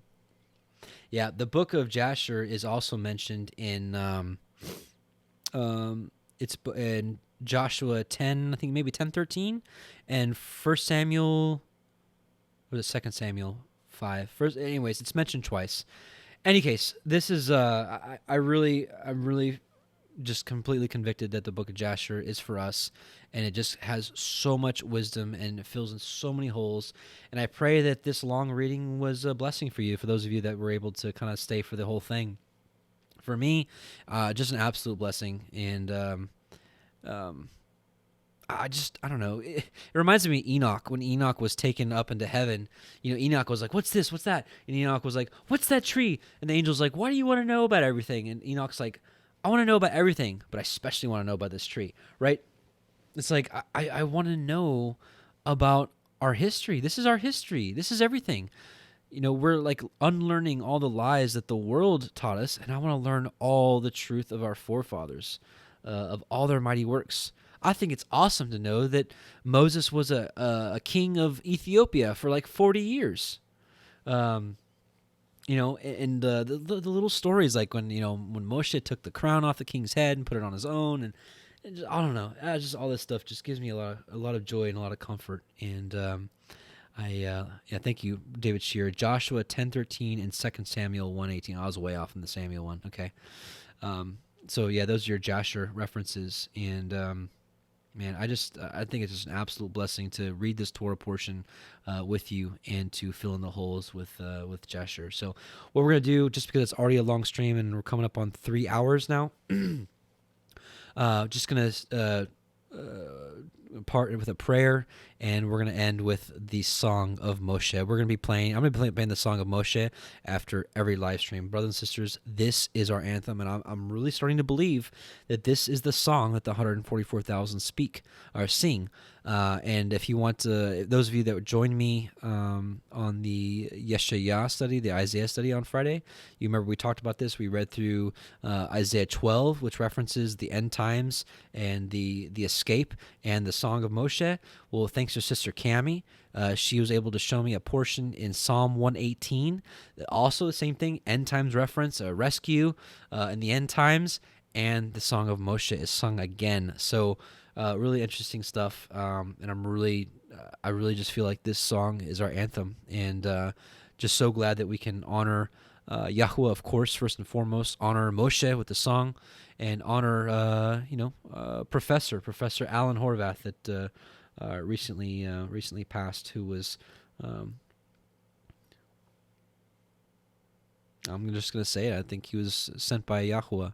He was speaking these truths that we're understanding now 10 years ago on YouTube when nobody else was speaking it. And maybe a prophet of sorts, maybe a Moshe of sorts, I don't know. But I just felt very honored to be able to take his song and put visuals to it. And anyways, I've got a sister that's working on we're going to make another version of the song that's going to have all the lyrics on screen so people can follow along a little easier. So anyways, let's pray. And we'll end with the Song of Moshe, and we'll see you all on Friday night for YHWH chapters 64 and 65. So let's bow our hearts. Abba, YHWH, the Elohim of Avraham, Yitzhak, and Yaakov, we just come before you in Yahusha's name. Abba, we just praise you for the ability to seek all your scriptures to gain understanding. And we know that this understanding only comes from you. We thank you for allowing us to be alive in such a time where we can have such great access to your whole word. What a blessing it is, and what a light to our path. Abba, I just pray that you continue to strengthen us daily, continue to work on us, to continue to clean our hearts from any filth. Abba, we want to walk uprightly before you, believing in Messiah Yahusha with all of our hearts, loving our neighbor as ourselves, and to keep your Torah, your eternal Torah, as it's been ordained, and to be righteous before your eyes like our forefathers were. We're waiting for you, Abba. We're sick of this world. We want to be in your dwelling place, in your Kodesh dwelling place, with you forever, rejoicing. We love you, and we will, until that day, we will continue to wait, and we love you. Abba, we just pray that you just one more time gather your people from the four corners of the earth. In Yahusha's name, amen and amen. All right, brothers and sisters, we are going to do a song, the Song of Moshe, and I pray it's a blessing for you. Shalom to you.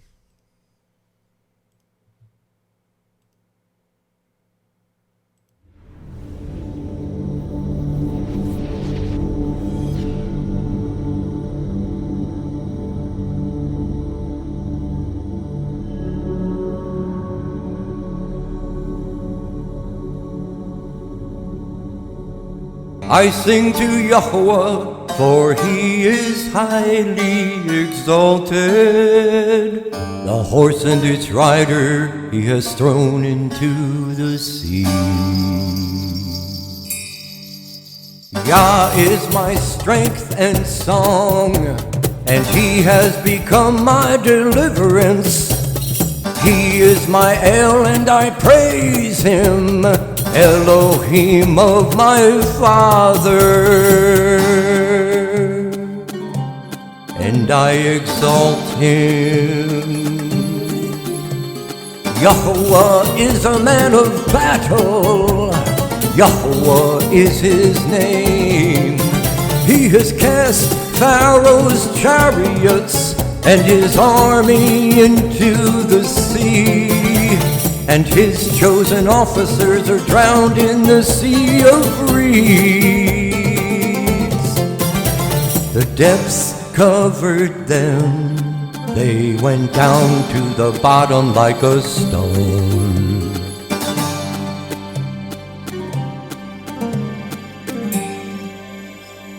Your right hand, O Yahuwah, has become great in power. Your right hand, O Yahuwah, has crushed the enemy. And in the greatness of your excellence, you pulled down those who rose up against you. You sent forth your wrath, it consumed them like stubble.